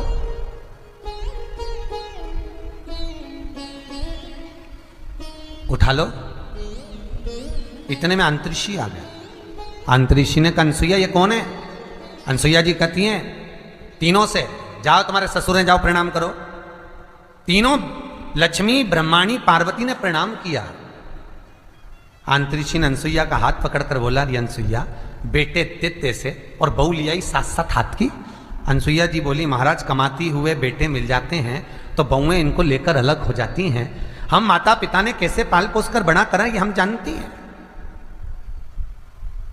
ये हम जानते हैं। इसलिए जाओ उठा लो जिसको जौन सा बेटा पति चाहिए, हर माल 2 रुपया अपना अपना छाट लो। अब लक्ष्मी जी छाट रही हैं, बदल बदल के उठा लिए। अनसुईया जी को लगा पहचान नहीं पाई पतियों को, पतियों को नहीं जानती। वापिस सिलवाया पलने में, हाथ में जल लिया। अगर मेरा सात्वित्व पक्का है, मैंने पति को परमेश्वर मानकर सेवा करी है, तो ये तीनों की तीनों बड़े हो जाएं।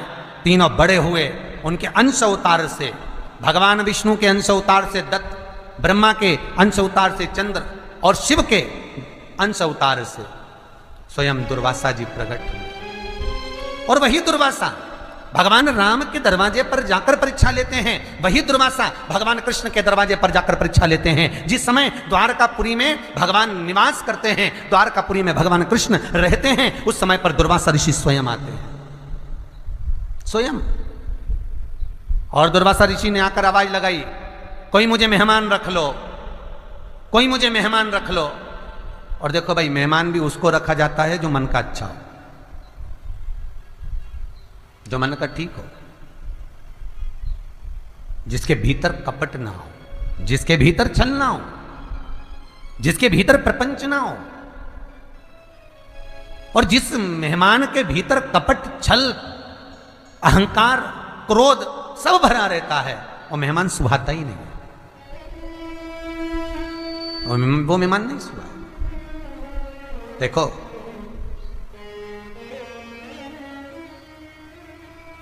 बेटियां शादी के बाद घर में आए, जब मायके आए, तो ये जो मायका है ये बेटियों का घर है, ये बेटियों का घर है मायका। कई बेटियां कहती हैं कि हम पराये से लगते हैं, पराये से हम लगते नहीं, तुम पराया बनाने का प्रयास करती हो।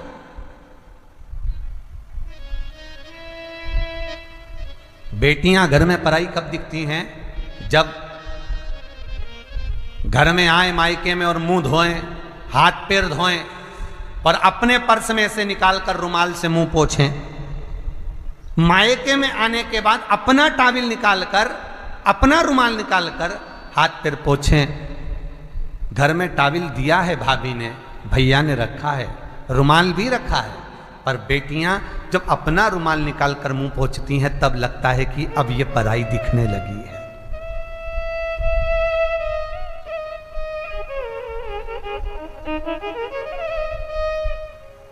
रसोई घर में आकर बेटियां जब कहें मम्मी चाय बना लूं क्या, मैं भाभी मैं चाय बना लूं क्या, तब लगता है कि बेटियां पराई लगती हैं। तुम अपने घर को अपना घर नहीं समझ रही हो और तुम्हें महसूस होता है कि अब हमारा नहीं रहा, तो आप स्वतः ही पराई समझने लगती हो। नहीं, माँ बाप का घर, माता पिता का घर, भगवान शंकर का घर और गुरु का द्वारा, गुरु का घर कभी पराया नहीं होता साहब, कभी पराया नहीं। दधीची जी भगवान शिव का दर्शन कर कर आनंद पाकर सुख को मूल स्थापित करते हैं। दर्शन भगवान शिव का जो हुआ, जल अभिषेक का दर्शन, जल अभिषेक का दर्शन, सुख को पाया। मांगो क्या चाहिए? दधीची ऋषि ने कहा, भोलेनाथ मैंने अपने गुरु शुक्राचार्य बाबा से श्रवण किया था कि शंकर का स्मरण करो, शिव कृपालु है, दयालु है, दातार है। और कितनी सुंदर बात करी, ब्रह्मा का अनुमोदन करा, ब्रह्मा से तब प्राप्त हुआ। आपका अनुमोदन करा भोलेनाथ, केवल मुझे देना है तो 3 वर दे दीजिए। दधीची ऋषि शंकर से 3 वर मांग रहे हैं, मुझे 3 वर दे दो। मांगो क्या चाहिए? पहला, इस शरीर पर कोई वज्र का भी प्रहार करे तो ये शरीर की अस्थियां ना टूटे, तथास्तु। दूसरा, मेरे जीवन में कभी मैं पाप कर्म ना करूं। देखिए कितनी सुंदर बात दधीची ऋषि मांग रहे हैं, मेरे जीवन में मैं कभी पाप कर्म ना करूं। तीसरा, अगर मेरे जीते जी भी मेरा ये शरीर देवहित में काम आ जाए तो मैं समर्पित कर दूं बिना सोचे समझे, बिना सोचे समझे समर्पित कर दूं।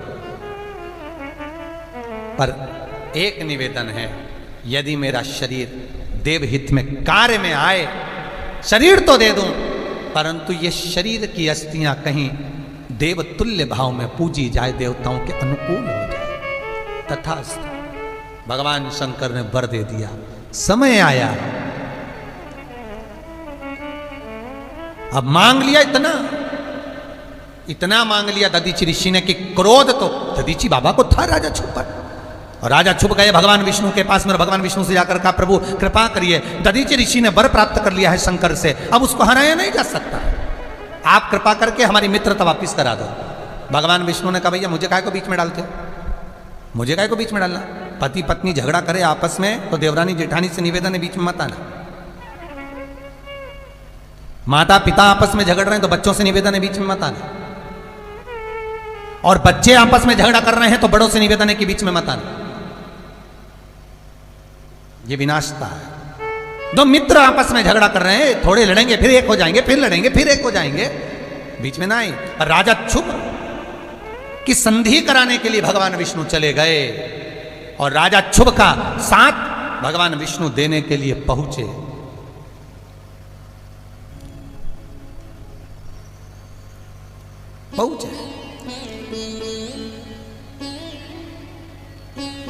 आखिरी में भगवान विष्णु ने कह दिया कि मैं रूप रखकर ब्राह्मण का आया हूं, पर ब्राह्मण नहीं हूं, मैं विष्णु हूं। दधीचि ऋषि कहते मैं पहचान गया था आप विष्णु हैं, क्या चाहते हो? राजा चुप से मित्रता कर लीजिए, ठीक है कोई बात नहीं, उसने गलती करी क्षमा मांगे, उसने मेरे को लात मारी थी क्षमा मांग ले, बस और क्या चाहिए। आकर राजा चुप ने क्षमा मांगी, दधीचि बाबा से मित्रता बढ़ गई। आया समय जब भगवान इंद्र वृत्रासुर का अंत करने के लिए, इंद्र जिसके गुरु थे बृहस्पति, सिंहासन पर विराजमान थे बृहस्पति बाबा बैठे हुए थे, इंद्र का सिंहासन लगा हुआ था और बृहस्पति बाबा का आगमन हुआ, सम्मान नहीं कर पाए, बृहस्पति चले गए, इंद्र का गुरु का अपमान हो गया। तो इंद्र बृहस्पति बाबा को बुलाने भेजे, बृहस्पति बाबा आए नहीं, क्रोध आ गया इंद्र को, एक गुरु चले गया तो क्या हुआ, मैं दूसरा गुरु बना लूंगा। दूसरा गुरु बना लिया विश्वरूपा जी, और विश्वरूपा जी को गुरु बनाया जिनके 3 मुख थे, एक मुख से भाग लेना, दूसरे मुख से देव देना, तीसरे मुख से राक्षसों को प्रदान करना। इंद्र को मालूम पड़ा कि ये राक्षसों को भाग दे रहे हैं, तलवार उठाकर इंद्र ने विश्वरूपा जी का सिर काट दिया, ब्राह्मण हत्या माथे चढ़ गई, इंद्र कमल की डंडी के अंदर जाकर छुप गए। देवऋषि नारद ने कहा कब तक छुपे रहोगे, ब्राह्मण हत्या तुम्हारा पीछा कर रही, इसको बांट दो। इंद्र ने ब्राह्मण हत्या को बांटा, सबसे पहले जलदेव के पास जाकर कहा जल नारायण आप हमसे ब्राह्मण हत्या का अंश ले लो। जल ने कहा ब्राह्मण हत्या का अंश लूंगा, पर लाभ क्या होगा, क्या लाभ होगा? तो जलदेव को कहा आपको कल कल करके बहाते रहेंगे, तो जल के ऊपर जो फेन होता है यह ब्राह्मण हत्या का अंश है। दूसरा भाग दिया अग्नि को, हे अग्नि आप हमसे ब्राह्मण हत्या का अंश लो। अग्नि ने कहा मेरा क्या लाभ होगा, मेरा लाभ क्या है? तो इंद्र ने कहा हम तुम्हें निरंतर वायु का संचार देंगे। अग्नि ने ब्राह्मण हत्या का अंश लिया, तो अग्नि के ऊपर जो नीली लपट होती है, जो नीली लपट है, यह ब्राह्मण हत्या का अंश है। इसलिए आज भी ब्राह्मण यदि यज्ञ करते हैं, चतुर ब्राह्मण, अच्छा यज्ञ करने वाले अगर ब्राह्मण होंगे और यज्ञ करने बैठते हैं, अब यजमान तो घी पे घी डालता है, सांकल्य पर सांकल्य डालता है, यज्ञ की अग्नि ऊपर जाती है, ज्यादा यदि यज्ञ की अग्नि ऊंची जाएगी तो उसमें नीली लपट आ जाएगी, और नीली लपट आ गई तो उसमें ब्राह्मण हत्या लग जाएगी। तो ब्राह्मण जानते हैं अगर यज्ञ की आंच ऊपर हुई तो इसमें ब्राह्मण हत्या लगी। तो ब्राह्मण यज्ञ की अग्नि ऊपर ना जाए तो एक शरबत बना के रखते हैं, दूध दही मिलाकर रखते हैं, जैसी आंच ऊपर हुई तो इन्होंने 1 लोटा शरबत गिलास भरकर शरबत डाल दिया, दूध दही डाल दिया, जिससे अग्नि नीची हो जाए। अगर अग्नि ऊंची होगी तो उसमें ब्राह्मण हत्या लगेगी, नीली लपट आ जाएगी, ब्राह्मण हत्या लग जाएगी, और ब्राह्मण हत्या लगी तो यज्ञ खंडित हो जाएगा। तो यज्ञ खंडित ना हो उसके लिए शरबत डाल। और कई लोगों को बड़ा अच्छा लगता है, जितनी जितनी आंच ऊपर जाए, अग्नि ऊपर जाए, तो जजमान बड़े खुश होते, वाह वाह वाह क्या यज्ञ हो रहा है, क्या यज्ञ हो रहा है। पर ब्राह्मणों के तो मन में क्षुब्धता हो कि अग्नि नीची जाए, धुआं निकलेगा चल जाएगा, पर आंच ऊंची नहीं होना चाहिए। और कई यजमानों को बड़ा खुशी होती है, और घी डाल दो, और धूप डाल दो, और कपूर डाल दो। अरे भैया जरा वेद और शास्त्र क्या करें वो भी तो देखो, कि ज्यादा ऊपर आंच गई तो नीली लपट लगी, और नीली लपट उसमें आई तो यज्ञ खंडित हुआ, फिर उसका कोई महत्व नहीं है। तो अग्नि को ब्राह्मण हत्या का दोष दे दिया। तीसरा पृथ्वी को दिया, हे पृथ्वी आप हमसे ब्राह्मण हत्या का अंश लो। पृथ्वी ने कहा ब्राह्मण हत्या का अंश, हाँ हम तुम्हें हरी भरी बनाकर रखेंगे। पृथ्वी ने ब्राह्मण हत्या का अंश लिया, तो पृथ्वी का बंजर भाग ब्राह्मण हत्या का अंश है, और पृथ्वी पर जो वृक्ष लगते हैं, वृक्ष में जो गोंद लगती है वो ब्राह्मण हत्या का अंश है। इसलिए हिंदू धर्म में वेद और शास्त्र कहते हैं कि भगवान का यदि कोई प्रसाद बनता है, जन्माष्टमी के समय पर आप भगवान के लिए पंजेरी बनाते हो, भगवान के लिए सुंदर हरीरा बनाते हो, लड्डू बनाते हो, तो भगवान के प्रसाद में गोंद नहीं डलती। ध्यान रखना, आपकी बहू का जापा हो, डिलीवरी हो, तो खूब बादाम गोंद सब तल तल के खिलाओ, पर भगवान का जापा हो, भगवान का जन्मदिन हो, भगवान का जन्मोत्सव हो, राम कृष्ण का जन्मोत्सव हो, तो उसमें गोंद तलकर प्रसाद में कभी मत डालना, क्योंकि उसमें ब्राह्मण हत्या का अंश है। ब्राह्मण हत्या का।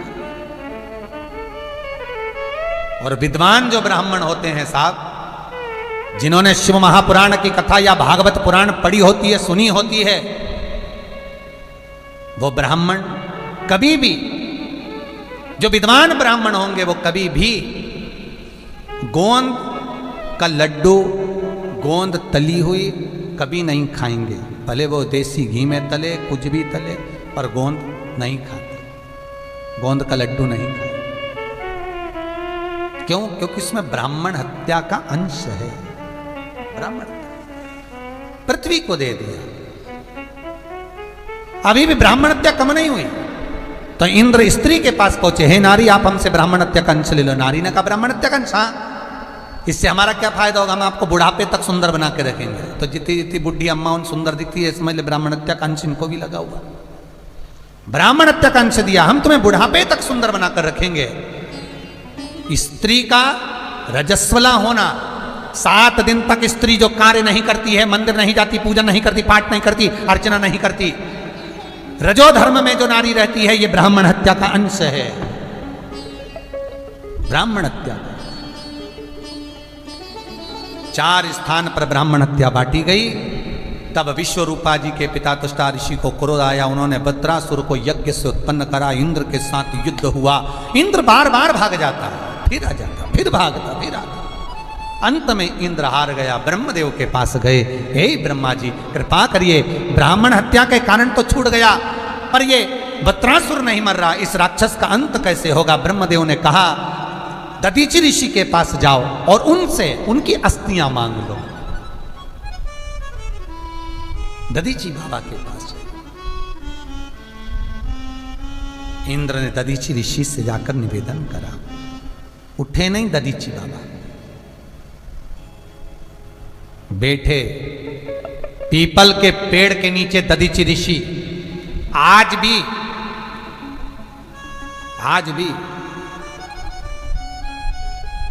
दधीचि बाबा का स्थान, कभी नैमिषारण्य तीर्थ में जब आप लोगों का भाव हो दर्शन के लिए जब जाएं, नैमिषारण्य से कुछ ही दूरी पर दधीचि बाबा का वो स्थान बना हुआ है, जहां पर दधीचि ऋषि पीपल के वृक्ष के नीचे बैठकर तप साधना करें।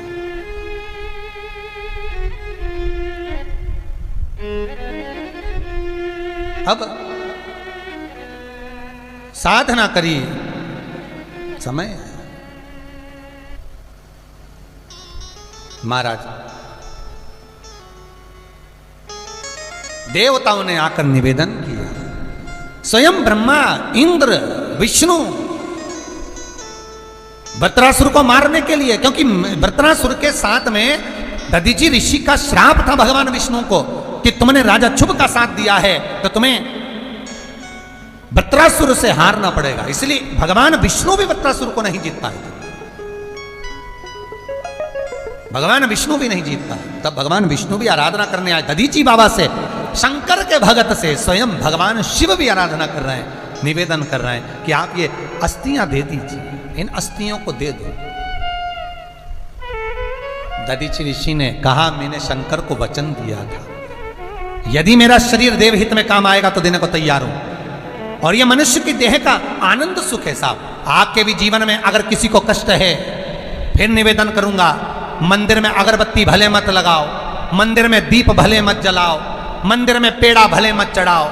अगर आपके मोहल्ले में, आपके पड़ोस में, आपके परिवार में, आपके नजदीक में अगर कोई दुखी है, कष्ट में है, उसको यदि प्रेम की वाणी भी बोल ली है, एक रोटी भी प्रेम की खिला दी, किसी के चेहरे पर इस्माइल ला दी, तो मंदिर में दिया जलाने के बराबर है साहब।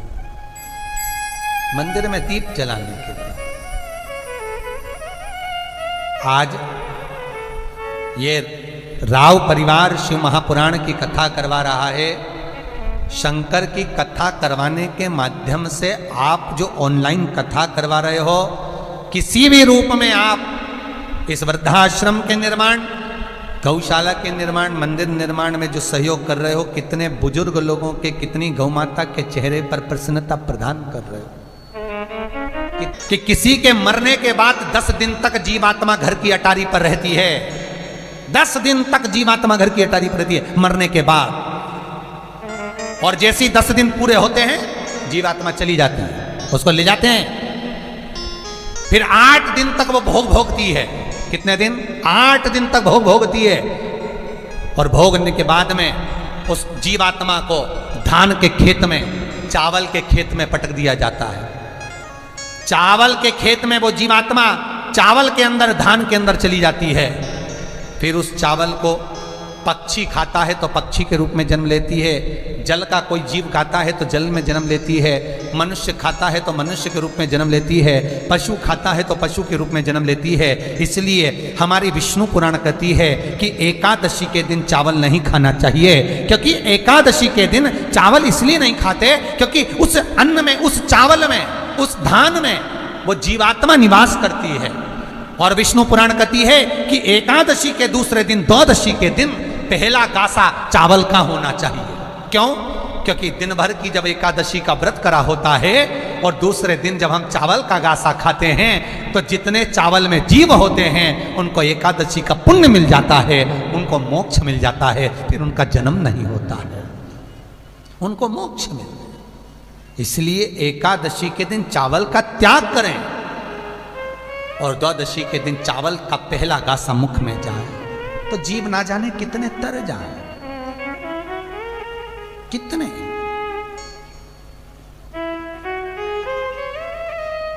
मोक्षता तो 10 दिन तक जीवात्मा घर की अटारी पर है और 10 दिन के बाद जीवात्मा चली गई भोग भोगने के लिए। तो यहां तुमने जो दान करा, पुण्य करा, सत्कर्म करा, वो 10वें के बाद में करा। 10 दिन तक कोई कुछ करता ही नहीं है। कहते हैं सूतक लगी हुई है। क्यों लगी हुई है? क्योंकि वो जीवात्मा घर पे ही पड़ी हुई है। उसको दिखाया जाता है तेरे मरने के बाद भजन हो रहा है कि नहीं हो रहा, कीर्तन हो रहा कि नहीं हो रहा, कितना दान, कितना पुण्य, लोग भोजन कर रहे कि नहीं कर रहे। मरने के बाद दिखाया, जीवात्मा को अटारी पर रखकर, उसकी घर की छत पर रखकर दिखाया जाता, देख तेरे परिवार वाले क्या कर रहे हैं, जिनके लिए तू रोता था, 24 घंटे रोता था, मेरा मेरा कहता था। चले 10 दिन बाद वो गई और तुमने फिर 12वें के दिन सुखसेज दी, 12वें के दिन सैया दी, 12वें के दिन पंडितों को भोजन कराया, 12वें के दिन ब्राह्मण भोज कराया। अब वो जीवात्मा चली गई, मिला किसको? शिव महापुराण कहती है जीते जी कर लो, सैया देना है जीते जी दो, सुखसेज देना है जीते जी दो, ब्राह्मण भोज कराना है जीते जी कराओ, गौ के लिए दान करना है जीते जी करो, वृद्धाश्रम के लिए करना है जीते जी करो, मंदिर निर्माण, अपन जमीन खरीद कर कहीं मंदिर नहीं बनवा सकते, कम से कम मंदिर निर्माण हेतु करना है जीते जी करो। मरने के बाद कोई गारंटी नहीं, कुछ भी नहीं। इतने बड़े लोटे में हड्डियां भर के गंगा जी छोड़ जाएंगे, पीछा छूटा, कोई ना पूछेगा। 16 श्राद्ध में इतना बड़ा फोटो जो टंगा होगा वही निकाल लेंगे, लगा लेंगे, वही और आज के बच्चे तो बाहर देश विदेश में रह रहे हैं, उनको तो तिथि का भी ध्यान नहीं रहता कि अम्मा कौन सी तिथि को श्राद्ध है, उनको तिथि का ही भान नहीं रहता, तो वो फोन कर कर बोल दे। आज के ज़माने में तो जब सब कुछ, तो वो मरी बेचारी गुजरात में एक बूढ़ी माँ, बेटा नहीं आया, पूना से बेटी नहीं आई और नासिक से बेटा नहीं गया, अंतिम संस्कार मोहल्ले वालों ने कर दिया। 3 दिन पूरे हो गए, बेटा बेटी दोनों गुजरात पहुंच गए, कोई ब्राह्मण भोज नहीं, कुछ भी दान पुण्य नहीं, फ्लैट बेचा, फैक्ट्री बेची, पैसा दोनों बहन भाई ने बांट लिया, लेके चले गए।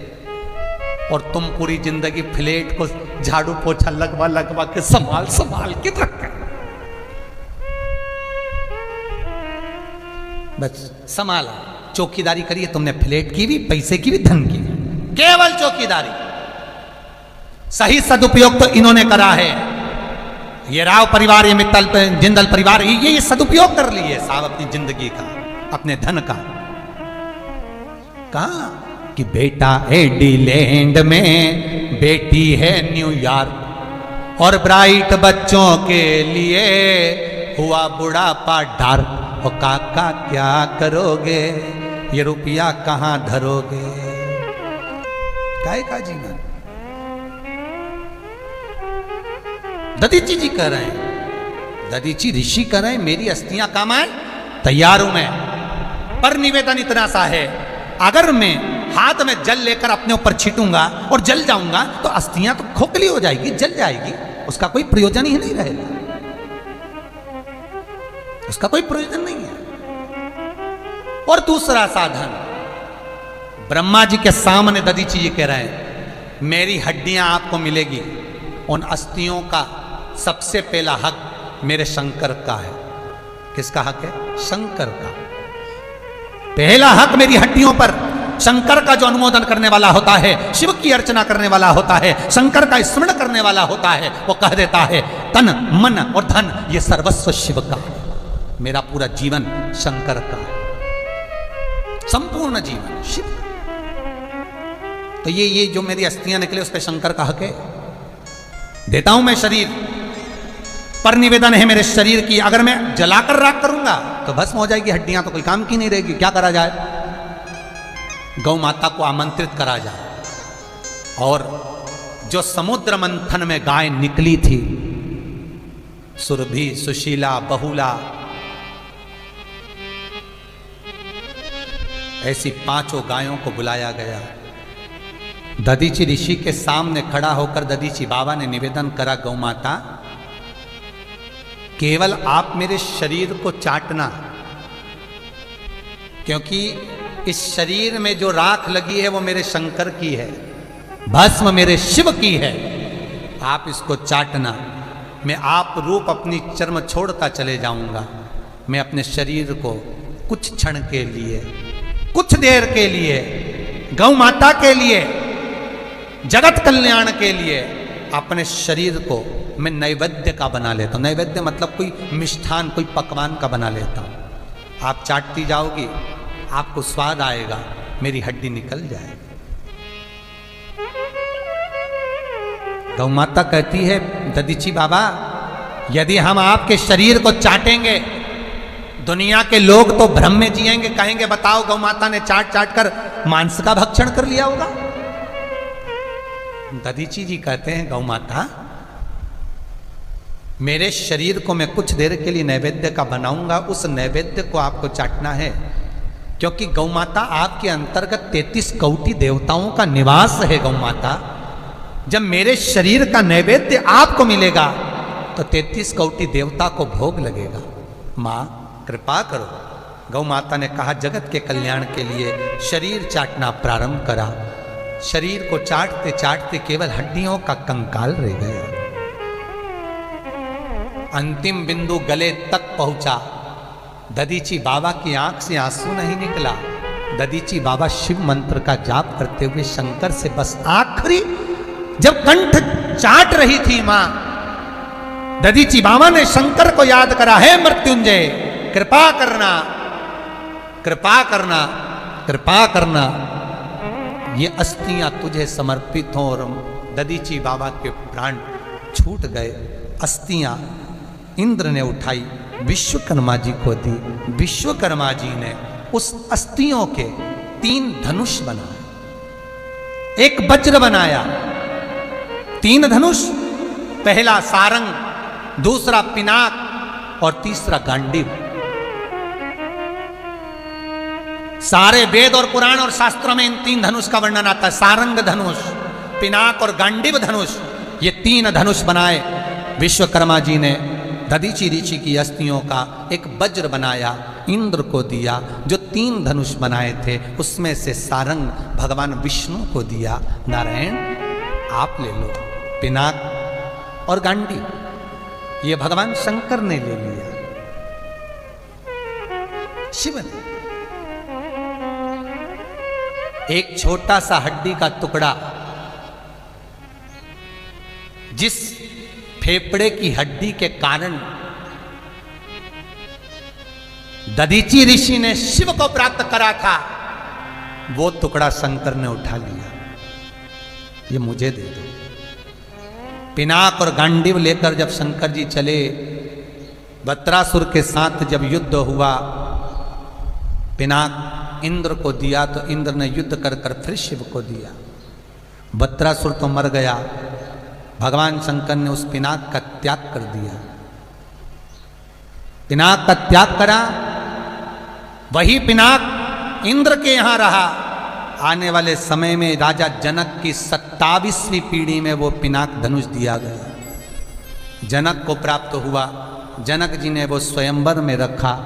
जिस धनुष को राम जी ने तोड़ दिया, राम जी ने तोड़ा वो पिनाक धनुष, तो सारंग धनुष परशुराम भगवान को भगवान विष्णु ने दिया। परशुराम जी जब राजा जनक के दरवाजे पर आए, धनुष टूटा हुआ देखा, क्रोध आया परशुराम जी को। सारा क्रोध जब समाप्त हुआ तो जो भगवान विष्णु ने सारंग धनुष परशुराम जी को दिया था, वो सारंग धनुष परशुराम जी ने राजा राम जी को दिया। जो राम जी के हाथ में धनुष नजर आता है, वो धनुष दधीची ऋषि की हड्डियों का सारंग धनुष है। अर्जुन ने जब तप करा शंकर भगवान का, भोलेनाथ ऐसी कृपा करो कि मैं धर्म का ध्वज स्थापित करूं, अधर्म का नाश करूं। शंकर भगवान ने गांडीव धनुष अर्जुन को दे दिया। जब गोलोक धाम में भगवान कृष्ण का अवतार होने वाला था, पृथ्वी पर भगवान कृष्ण आने वाले थे, तो भगवान कृष्ण ने, भगवान नारायण ने भगवान शिव से स्तुति करी, शंकर का अनुमोदन करा। भगवान विष्णु शंकर से निवेदन करते, शिव से निवेदन, हे त्रिकालदर्शी, हे कैलाशी, हे अविनाशी, हे शंकर करुणा करो। शंकर जी बोले, बोलो नारायण क्या बात है। नारायण कहते हैं, प्रभु राम अवतार में आपने मुझे कुछ गिफ्ट दिया था। शंकर जी ने कहा, मैंने नहीं दिया था, परशुराम जी ने दिया था। मैंने नहीं दिया गिफ्ट, परशुराम जी ने दिया। तो इतने में भगवान विष्णु बोले, परशुराम आप ही का तो अवतार है, शंकर का ही तो एक रूप है, शिव का ही तो अनुमोदन है, शंकर का ही तो वेश है। आप यदि परशुराम भगवान का अगर मूर्त का दर्शन करेंगे तो मृगछाला पहने हुए, परसा रखे हुए बाबा परशुराम का दर्शन करेंगे तो शिव जैसा होगा, त्रिपुंड धारण करे हुए। तो आप ही का तो रूप परशुराम अवतार है। प्रभु आप ही ने मुझे धनुष दिया था, कृष्ण अवतार में आप कृपा करिए, राम अवतार में आपने मुझे जो धनुष दिया है उसी का अंश मुझे कृष्ण अवतार में चाहिए। भगवान कृष्ण ने कृपा, शंकर ने कहा ठीक है, आप मृत्यु लोक में जब जन्म लेंगे नारायण, कृष्ण बनकर जब जन्मेंगे, जगत का कल्याण करने के लिए आपका जब कृष्ण अवतार होगा, तब रास मंडली में मैं दर्शन करने के लिए आऊंगा, आपके लिए कुछ लेकर आऊंगा। और जो लेकर आऊंगा आप वो ब्रज में ही छोड़कर चले जाओगे, ब्रज में ही। और वही एक ऐसी होगी जो ब्रज में जगत का कल्याण करेगी। जब शंकर और पार्वती रास मंडली में जा रहे थे तो पार्वती भगवान कृष्ण के लिए कदम्ब फूल की माला लेकर जा रही है, कमल गुच्छ की माला लेकर जा रही है। शंकर भगवान बोले मैं क्या लेकर जाऊं? पार्वती जी बोली मर्जी आपकी है। शिव जी ने वो दधीची ऋषि की जो हड्डी का टुकड़ा उठाया था, विश्वकर्मा जी को बुलाकर उसको घिसवाकर तैयार करवाकर उसकी बंसी बनवाई है। उसकी बंसी मेरे शंकर ने बनवाई। और दधीची ऋषि के वो फेफड़े की अस्थि की, जो दधीची ऋषि की अस्थि की बंसी, हड्डी अस्थि, उसकी शंकर भगवान ने विश्वकर्मा जी से उसकी बंसी का निर्माण करवाया। और रास मंडली में शंकर चले, एक रास किया, दर्शन किया भगवान। आखिरी में शिव जाने लगे तो भगवान कृष्ण ने कहा कि भोलेनाथ कुछ वचन दिया था गौलोक धाम में आने से पहले, मेरे लिए लेकर नहीं आए हो? प्रभु ये लीजिए। कहते हैं शंकर का भजन करने वाला, शिव का स्मरण करने वाला, शंकर के भजन में डूबने वाला, शंकर की कथा में डूबने वाला, यदि प्राण त्यागता भी है तो दधीची ऋषि की जैसे हड्डियां भी काम आ जाती है। देवता उसको पाकर भगवान कृष्ण को जो सुख दधीची ऋषि की अस्थि की बंसी का हुआ है, वो सुख भगवान कृष्ण को फिर कहां प्राप्त मिला?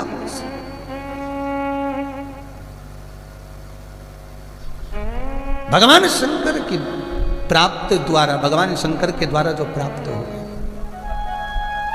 शिव महापुराण की कथा कहती है साधारणता नहीं है, शंकर देता है। और जिसको भगवान शिव एक बार पकड़ ले, जो शंकर का हो गया, जिसने शंकर मंदिर में जल ले आकर चढ़ा दिया, शिव का अभिषेक कर लिया, पूजन कर लिया, अर्चना कर लिया, नहीं भी करा बेलपत्र ही समर्पित कर दिया, वो भी नहीं करा, 3 बार ताली बजाकर भगवान शिव को रिझा लिया, वो भी नहीं कर पाया, तो बम बम भोले भोल कर जिसने भगवान शंकर को राजी कर लिया, शंकर कहते हैं वो जीव मेरा हो जाता है। मैं उसको फिर जगत में तड़पने नहीं देता, उसको परेशान नहीं होने देता। मेरा आपसे भी निवेदन है, जीवन में अगर दुख हो तो शंकर का भजन जरूर करना, शिव स्मरण जरूर करो।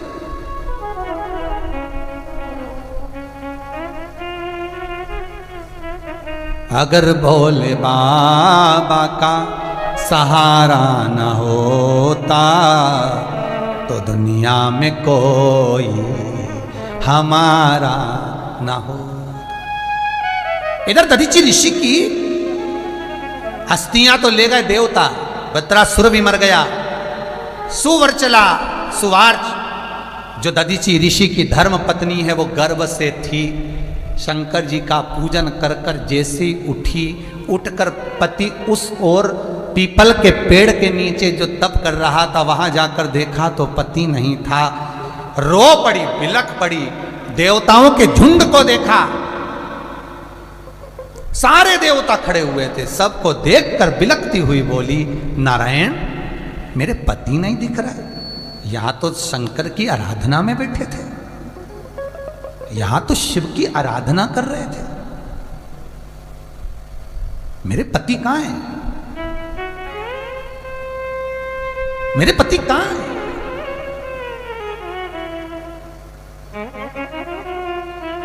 वो शिव आराधना में डूबने वाले, शंकर के चरणों का अनुमोदन करने वाले मेरे पति कहां हैं? भगवान विष्णु कहते हैं सुभाष, देवताओं के कल्याण के लिए तुम्हारे पति की अस्थियों की जरूरत पड़ी थी, तो देवताओं के हित के लिए तुम्हारी पति की अस्थियां ले ली गई है। सुभाष की आंख में आंसू थे, गर्भ से थी, 8 महीने का गर्भ है सुभाष का, 8 महीने का गर्भ सुभाष के गर्भ में है। पूरे 8 महीने तक सुभाष ने शंकर जी का स्मरण करा, जल अभिषेक करा, और केवल 8 महीने नहीं पूरी जिंदगी।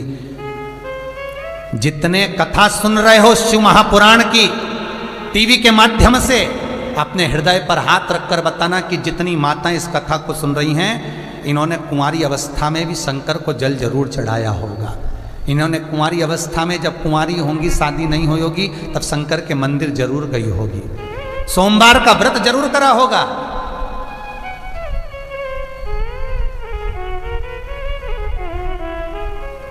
और सोमवार का मतलब ये सा उमा, सा और उ और मा, सोम, अर्थात जो सोमवार का व्रत करता है वो उमा की तरह रहता है, शंकर का प्रिय हो जाता। आप अपने हृदय चित्त पर हाथ रखकर देखना, जितने टीवी के माध्यम से कथा सुन रहे हैं, यूट्यूब फेसबुक के माध्यम से, आप जितनी स्त्रियां हैं, माताओं से निवेदन है, आपने कुंवारी अवस्था में जरूर शंकर का भजन करा। एक लोटा पानी तो श्रावण में चढ़ाया ही है, सोमवार का व्रत तो कभी ना कभी करा ही, नहीं भी करा तो दर्शन तो शंकर का करा है आप। इसीलिए शंकर ने ये मौका दिया है आप। सुभाष कहती है मैंने बचपन से शंकर की आराधना करी है। दधीची ऋषि ने तो बाद में चालू करी साहब, जब शुक्राचार्य जी ने कहा, जब शुक्राचार्य जी से पूछा कि इतनी जल्दी कौन देवता राजी हो सकता, तो कि शंकर, भोला, ओ घड़दानी, भंडारी। पर सुभाष तो बचपन से शिव की आराधना करती थी। मन मेरा मंदिर, शिव मेरी पूजा, शंकर के सिवा कुछ नहीं।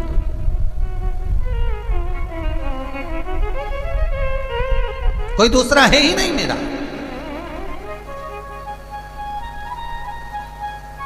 और मैं शंकर को रिझाए, और आपने मेरे पति के प्राण हर लिए। सुवार्च कहती है, ये सुवार्च गर्भवती नारी पीपल के वृक्ष के नीचे, जिसमें 52,000 ब्राह्मण निवास करते हैं, 33 कोटि देवता जहां बैठते हैं, मैं श्राप देती हूं, ए नारायण, आपको गर्भवती नारी के पति के प्राण अपने लिए हैं, आपके घर में स्त्री कभी गर्भ धारण नहीं कर पाए, औलाद नहीं होगी आपके यहां, संतान नहीं होगी आपके। विष्णु भगवान के नयन जल थे, शंकर के पूजन कर कर उठी थी। पीपल के वृक्ष के नीचे 2 पत्थर पड़े थे। सुवार्च ने उन 2 पत्थर को उठाकर गर्भ पर मारना प्रारंभ करा। शंकर भगवान प्रकट हो गए। ये देखकर शिव सामने, ए सुवार्च क्या कर रहे हो तुम? ये दधीचि ऋषि की धर्म पत्नी हो तुम, मेरी आराधना करी है तुमने, पूरी जिंदगी तुम आराधना में निकाल दी, और ये कर क्या रही हो? क्या कर क्या रही हो? सुभाष, बाप नहीं तो बच्चे को रखकर करूंगी क्या, लोग क्या कहेंगे? इसको जन्म नहीं देना है मुझको, इसको मैं जन्म नहीं दूंगी। सुभाष, बच्चे को क्यों मार रही है? सुभाष कहती है मैं मरना चाहती हूं। तो बच्चे ने क्या गलत किया है जो उसको मारना चाहती है? इसको मत मार। सुभाष कहती है भोलेनाथ, आप कह रहे हो इसलिए इस बच्चे को जन्म दे देती हूं, पर मैं अपने प्राणों को नहीं रखूंगी, पति के साथ सती हूं, मैं पति के साथ सती होंगी, मेरा पति नहीं तो मैं भी नहीं। सुभाष 2 पत्थर उठाकर अपने गर्भ पर प्रहार कर कर बच्चे को जन्म देती है। शिव महापुराण की कथा कहती है शंकर भगवान का एक अंश सुवार्च के गर्भ से जन्म लेता है। पीपल के वृक्ष के नीचे जिस बच्चे को जन्म दिया उसका नाम पिपलाद होता है। क्या नाम पड़ गया? पिपलाद। जिस पिपलाद ने भगवान शंकर के कई श्लोकों का, कई स्मरणों का, कई मंत्रों का निरूपण करा है, उच्चारण करा है, भगवान शंकर की पूजन का विधान वर्णित करा है, पिपलाद ने। कभी मौका मिले तो पिपलाद के चरित्र का स्मरण करिए, पुराणों में, शास्त्रों में।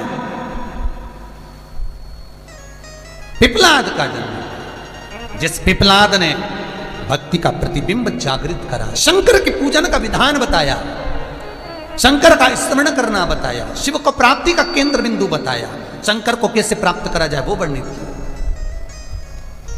सुवार चली गई, पिपलाद जन्म ले लिया। शिवजी ने माता पार्वती से कहा, पार्वती इस पिपलाद को लीजिए और इसका भरण पोषण और पालन तुम करिए। देखिए शंकर की कृपा देखिए। लोग कहते हैं हमारा कोई नहीं है, कोई कहता है हमारे यहाँ ये नहीं है, कोई कहता है हमारे यहाँ ये नहीं है, कोई कहता है हमारे ये नहीं है, हम बड़े दुखी, हम बड़े कष्ट में, हम बड़े तकलीफ में, हमारा कोई नहीं है। महाराज जिसका कोई नहीं उसका मेरा शंभू है, उसका मेरा शंकर है, दानी शंकर उसका।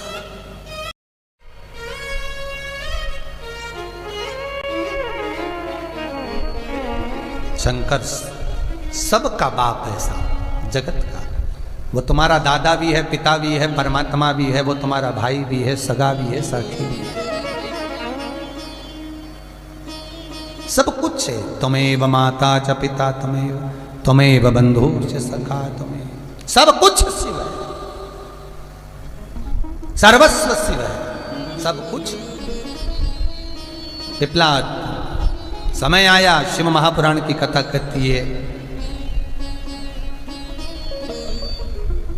देवराज भगवान शंकर की कथा सुनते हैं, मोक्ष पाते। चंचुला देवी ने कथा करवाई, तुमरुका जी ने कथा वाची, बिंदुक कथा को श्रवण करने के लिए बैठा, और बिंदुक जिस कथा को श्रवण करने के लिए बैठा है, बारंबार बिंदुक उस भगवान शंकर की आराधना को करता जाता है। चंचुला देवी कथा के रसतत्व को सुनने के लिए जोड़े की जरूरत होती है, इसलिए भगवान शंकर और पार्वती दोनों गणा और गौर बनकर कथा का रसतत्व ग्रहण करते हैं। ऐसे कोई शंकर का अनुमोदन करने वाला मिल जाए, कोई शिव मंदिर से अगर निकलकर जा भी रहा है, बस उसका दीदार भी हो जाए, उसका स्मरण भी हो जाए, शंकर का गुणानुवाद करने वाले को केवल याद ही कर लिया जाए, तो शिव महापुराण कहती है तो भी मेरा शंकर तार देता है। ये तारकासुर का संवाद कह रहा है, तारकासुर का संवाद। अच्छा कितनी विचित्र बात है। शिव महापुराण के इस चरित्र को यदि आप सुने, तारकासुर का संहार यदि सुने, आपने पढ़ा होगा, हजारों बार सुना होगा कि तारकासुर को भगवान कार्तिकेय ने मारा, भगवान कार्तिकेय ने तारकासुर का संहार करा। पर आपके मन में कभी एक प्रश्न आया, आपके मन में कभी एक विचार आया? वो विचार कौन सा? कि तारकासुर मांग रहा है कि मैं मरूं तो शंकर भगवान के पुत्र द्वारा मरूं, उसने ये क्यों नहीं मांगा कि मैं मरूं तो शंकर के द्वारा मरूं, शंकर के पुत्र द्वारा मरूं, शंकर के द्वारा नहीं? क्यों भैया? शंकर तो समाधि में लीन थे, शंकर तो तप में लीन थे, शंकर तो समाधि की मुद्रा में बैठे हुए थे। अगर तारकासुर कहता कि मैं शंकर द्वारा मरूं तो भी मरना मुश्किल था इसका, क्योंकि शिव उठते नहीं, तो इसने शंकर से मृत्यु नहीं मांगी। अगर तारकासुर ने मृत्यु मांगी है तो शंकर के पुत्र से मांगी। क्यों? कारण क्या है? क्या कारण था ऐसा कि उसने शंकर भगवान से मृत्यु नहीं मांगी और पुत्र से मांगी? तो शिव महापुराण में वर्णन किया, लिंग पुराण के अंतर्गत वर्णन किया, महाराज तारकासुर शंकर भगवान की आराधना में लगा रहता, तो उसने ब्रह्मा के पुत्र से मृत्यु नहीं, विष्णु के पुत्र से मृत्यु नहीं। उसको तो ये मालूम था कि देवताओं की संतान नहीं होगी, उसको तो ये ज्ञात था कि भगवान विष्णु को तो श्राप लगा कि तुम्हारे औलाद नहीं होगी, देवताओं को श्राप है कि उनके घर संतान नहीं है, तो मांगने को तो ये कह सकता था कि मैं भगवान विष्णु के पुत्र से मरूं, और उसको ये मालूम था कि इनके यहाँ औलाद नहीं होगी, तो मरता ही नहीं, उसके प्राण छूटते ही नहीं। वो कह देता मैं ब्रह्मा के पुत्र से मरूं तो उसके प्राण छूटते ही नहीं। पर वो ब्रह्मा से मांग रहे हैं, तारकासुर अगर मांग रहा है तो ब्रह्मदेव से कहता है कि मैं शंकर के पुत्र द्वारा मरूं, मैं शंकर के पुत्र से मरूं। क्यों? किस लिए? क्या कारण है? महाराज तारकासुर शंकर का उपासक है। एक बार तारकासुर और शिव दोनों सामने मिले, सम्मुख मिले। तारकासुर मिट्टी का शिवलिंग का निर्माण कर रहा, और इतना विशाल शिवलिंग तारकासुर ने बनाया, इतना विशाल शिवलिंग बनाया, बहुत विशाल, क्योंकि तारकासुर का स्वरूप भी बहुत बड़ा था। और विशाल शिवलिंग का निर्माण जब तारकासुर ने करा और उसकी आराधना करी, स्वयं उस शिवलिंग में भगवान शंकर सम्मुख आ गए, स्वयं उस शिवलिंग में शंकर सामने आए सम्मुख। और फिर निवेदन करूंगा, प्रत्येक शिवलिंग चाहे छोटा हो बड़ा हो, शंकर का शिवलिंग की आकृति कितनी भी बड़ी हो, तुम्हारे घर में अगर छोटा सा भी शिवलिंग है, तुम्हारे घर में एक छोटा सा शंकर का शिवलिंग है, तो भी उसमें शंकर विराजमान है। एक निवेदन आपसे करूंगा, घर के शिवलिंग की पूजन केवल सुबह एक बार होती है, बाद में शाम के समय एक बार दिया लगाते हो तब होती है। और मंदिर के शिवलिंग की पूजन जो आता है जल चढ़ाकर, अगरबत्ती लगाकर, दीप लगाकर, बेलपत्र, फूल, शमी पत्र, पत्तियां जो भी समर्पित करता है, शंकर भगवान का वो शिवलिंग धीरे धीरे सबके आनंद में पुष्ट होते चले जाता है, सिद्ध होते चले जाता है। ये उसी तरह जैसे आपका पुत्र, आपका बेटा, घर में उस बेटे को तुम कुछ भी खिलाओ वो नहीं खाएगा। तुम्हारे घर के बेटे को तुम टॉफी दे दो, बिस्कुट दे दो, मिक्सचर दे दो, तुम्हारे बेटे को तुम कुछ बोल दो तो खाने में आनाकानी करेगा। पर उसी बच्चे को तुम अपनी फ्रेंड के घर ले जाओ, अपनी सहेली के यहाँ ले जाओ, अपनी मेहमानी में ले जाओ, किसी रिश्तेदार के यहाँ ले जाओ, और उसने जैसी समोसा, कचौड़ी, रसगुल्ला, इमरती, जलेबी, बिस्कुट, मिक्सचर जो जो तुम्हारे घर में है वो सब सामान उसने टेबल पर लाकर रखा। जो बच्चा तुम्हारे घर में नहीं खाता वो बच्चा वह तुरंत खाएगा। जितने बैठे हो सही बोलना, खाएगा कि नहीं खाएगा तुरंत। और उल्टा मम्मी पापा को डांटना पड़ता, धीरे, अच्छे से बैठ, सीधे बैठ, सीधे बैठ। उल्टा माता पिता को कहना पड़ता है, थोड़ा अच्छे से बैठना बेटा, अभी दे रही हूं ना, मैं दूंगी ना, तुझ बैठ। बच्चे को डांटना पड़ता है। तो ये अंतर है, बस यही अंतर घर की मूर्त और मंदिर में है। कई लोग कहते हैं महाराज जी, आप कहते हो कि भगवान तो घट घट में बैठा है, आप कहते हो भगवान पत्ते पत्ते में बैठा है, आप कहते हो भगवान तो कण कण में बैठा है, तो फिर हमारी मम्मी आपकी कथा क्यों सुनने के लिए जाए? फिर हमारी मम्मी मंदिर क्यों जाए? फिर हमारी मम्मी तीर्थ क्यों जाए?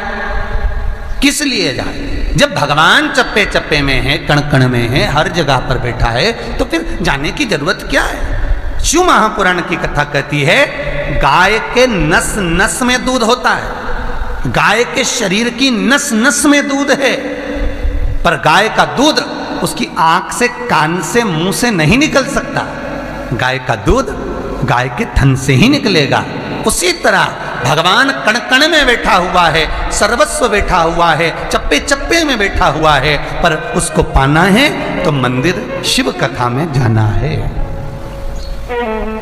समझ न कर, और सरल भाषा में समझ लो कि घर का शिवलिंग और मंदिर का शिवलिंग, बहुत सरल भाषा में और समझो।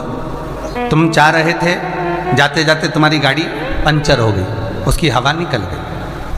मान लो गाड़ी की हवा निकल गई, तो तुम किसी के पास गए, भैया हवा है? तो जिसके पास गए उसने कहा हवा तो चारों तरफ है, हवा नहीं हो तो दुनिया ही नहीं हो। उसने कहा भैया हवा चाहिए, हवा। तो क्या हवा की तो बात कर रहा हूं, हवा ही तो है जो शरीर चला रहा है। हवा निकल जाए तो अच्छे अच्छे की हवा हो जाए। अरे भैया वो हवा की बात नहीं चल रही, हवा।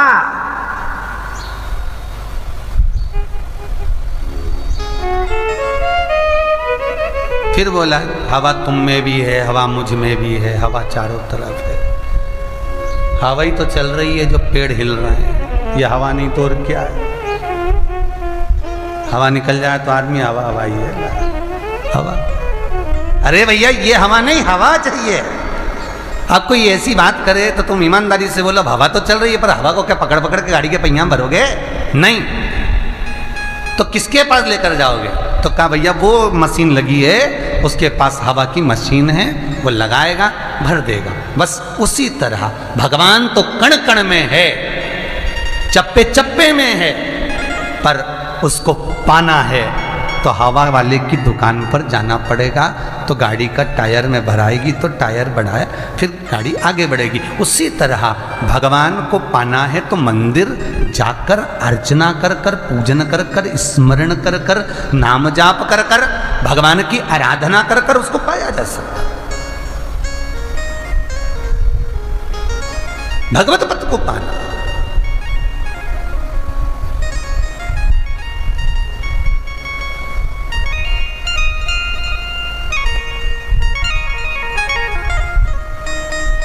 और भगवत पद को पाने के लिए हमें भगवत तत्व को पाने के लिए दरवाजे तक पहुंचना है। भगवत स्मरण को पाने के लिए हमें उसके द्वार तक जाना पड़ेगा। तारकासुर भगवान शंकर का अनुमोदन करता है, भगवान शिव का स्मरण करता है, तो शंकर और तारकासुर का सामना हुआ था। सम्मुख में तारकासुर के भगवान शंकर थे, तो इतनी आराधना कर रहा है। और बहुत ध्यान दो, अगर आप भी शंकर का अनुमोदन करते हो, आप भी शंकर का भजन करते हो, आप भी शंकर का स्मरण करते हो, तो तुम्हारी जिंदगी में एक बार शंकर सामने जरूर आएगा, ये पक्का। जब राक्षसों के सामने आ गया, तारकासुर के सामने आ गया, भस्मासुर के सामने आ गया, लंकाधिपति रावण के सामने आ गया, बस उन्हें भजन करा, उन्हें स्मरण करा, उन्हें कीर्तन करा, वो भगवान की भक्ति से दूर नहीं रहे। ये जितने भी ग्रह हैं, सूर्य की पत्नी संध्या देवी ने शंकर की आराधना करी, चंद्र की पत्नी रोहिणी ने शंकर की आराधना करी, बुध की पत्नी इला देवी ने शंकर की आराधना करी, बृहस्पति की पत्नी तारा देवी ने शंकर की आराधना करी, शुक्र की पत्नी सुकृति ने भगवान शंकर की आराधना करी, शनि की पत्नी नीलान ने भगवान शंकर की आराधना करी, राहु की पत्नी सिंही ने शंकर की आराधना करी, केतु की पत्नी चित्रालेखा ने शंकर की आराधना करी। जितने वेद हैं, ऋग्वेद की पत्नी सामधन्या ने शंकर की आराधना करी, यजुर्वेद की पत्नी मृगया ने शंकर की आराधना करी, सामवेद की पत्नी कुहवा ने शंकर की आराधना करी, और अथर्ववेद की धर्मपत्नी समीधा ने शंकर की आराधना करी। जब ये वेद शास्त्र ग्रह नक्षत्र की धर्मपत्नियां भी शिव की आराधना करती, किसी दूसरे की नहीं, कहीं और भटकती ही नहीं है, क्योंकि इनको मालूम है एक में सब समाहित, एक सब समाहित शिव के अंदर यदि है। जब एक ही शिवलिंग में 33 कोटि देवताओं का निवास है, एक ही शिवलिंग में सारे ग्रह नक्षत्र देव आदि सब बैठे हुए हैं, सब उसी में। अगर वैज्ञानिकों तो ये जितने तारामंडल दिखने वाले होते हैं, जितने वैज्ञानिक होते हैं, जब रिसर्च करते हैं तो शिवलिंग को बीच में रखकर आसपास जो गोल भाग है उसका रिसर्च करके यही देखते हैं कि शंकर एक ऐसा ग्रह है जिसके अंतर्गत सारे ग्रह समाहित हैं। शंकर पर जल चढ़ाते हैं तो सारे ग्रह अपने आप अनुकूल हो जाते हैं। शंकर पर जल चढ़ाया तो सारे ग्रहों का अपने आप अनुकूलता बन जाती है। शंकर के मंदिर के सामने से, इसलिए आपको पहले भी कहा, शंकर के मंदिर का शिखर भी दर्शन कर लिया तो शिखर दर्शनम सर्व पाप नाशनम। शंकर के मंदिर के सम्मुख से भी निकल कर चले गए तो एनर्जी प्रबल हो जाती है। और तो और यहां तक कहा कि शंकर के मंदिर से कोई निकल कर जा रहा हो, मात्र उसका भी दर्शन हो जाए तो जीवन धन्य हो जाता है। और कहूं तो यह भी गलत नहीं होगा कि यदि शिव महापुराण की कथा जितने तुम सामने बैठकर टीवी के सम्मुख में भी सुन रहे हो, शिव महापुराण की कथा चैनल को बदल बदल कर ढूंढ कर कहां सियोर वाला मारा जाएगा, कहां कथा मिलेगी, कहां शिव पुराण मिलेगी, उसको जो शिव महापुराण की कथा चैनल के माध्यम से भी श्रवण कर रहे हो, आपका दर्शन अगर कोई दूसरा भी कर ले तो मुझे उम्मीद है उसका भी कार्य सफल हो जाएगा, क्योंकि आप शंकर में रमे हो। राव परिवार तो शिव में रमा है, राव परिवार तो कथा कराना है तो शंकर को रमा हुआ। पर जितने श्रोता भाई बहन, चाहे वो टीवी के माध्यम से सुने, चाहे वो मोबाइल के माध्यम से सुने, फेसबुक यूट्यूब के माध्यम से सुने, जिस चीज पर आप शंकर की कथा सुन रहे हो, जिस चीज पर आप शिव महापुराण की कथा सुन रहे हो, तो मुझे उम्मीद है आपकी चित्त वृत्ति में शंकर समाया है। जितने श्रोता भाई बहनों को टीवी पर दिखाया जा रहा है, कई लोग अपने अपने फोटो भेजते हैं कथा सुनते हुए, कई लोग अपना फोटो भेजते हैं नाचते हुए, कई लोग अपना फोटो भेजते हैं भजन करते हुए। जितने लोगों के फोटो टीवी पर चल रहे हैं, इनकी मस्ती, इनकी अलमस्ती, इनका आनंद, इनका भाव देखकर लगता है कि शंकर इनके नस नस में, शंकर इनके रोम रोम में, शंकर इनकी चित्त वृत्ति में समा गया। कल एक माता करी थी, हमारे छोटे छोटे बच्चे सब कथा सुनने के लिए बैठते हैं।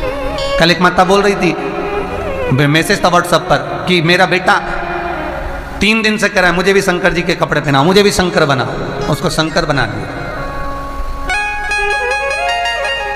ये इसकी वृत्ति है। नहीं तो आप पहले बच्चे कहते थे हमको तो ये बनाओ, हमको तो वो बनाओ, परंतु बच्चों के मन में ये भाव आया तो सही हम भी शिव बने।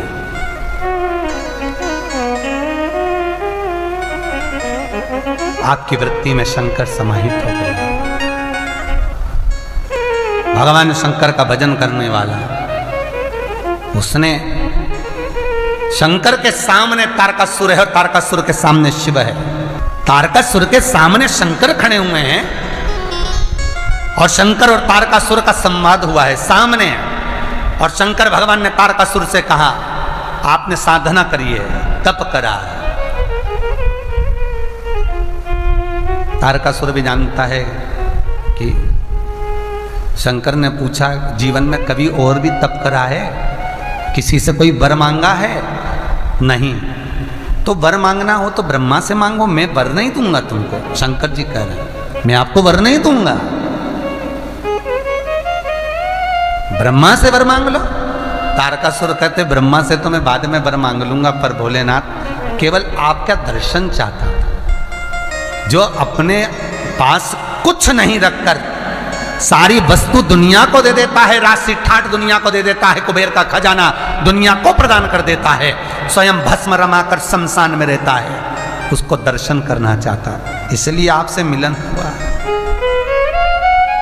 पूरी जिंदगी में केवल शिव की ही आराधना करी। शिव मेरा मंदिर, शिव मेरी पूजा, शंकर से शिव के सिवा ना बोलो। मन मेरा मंदिर, शिव की पूजा, शिव से बड़ा कोई नहीं दूजा। बोल सत्यम शिवम, बोल तो सुंदरम, मन मेरे शिव की महिमा के गुण गा।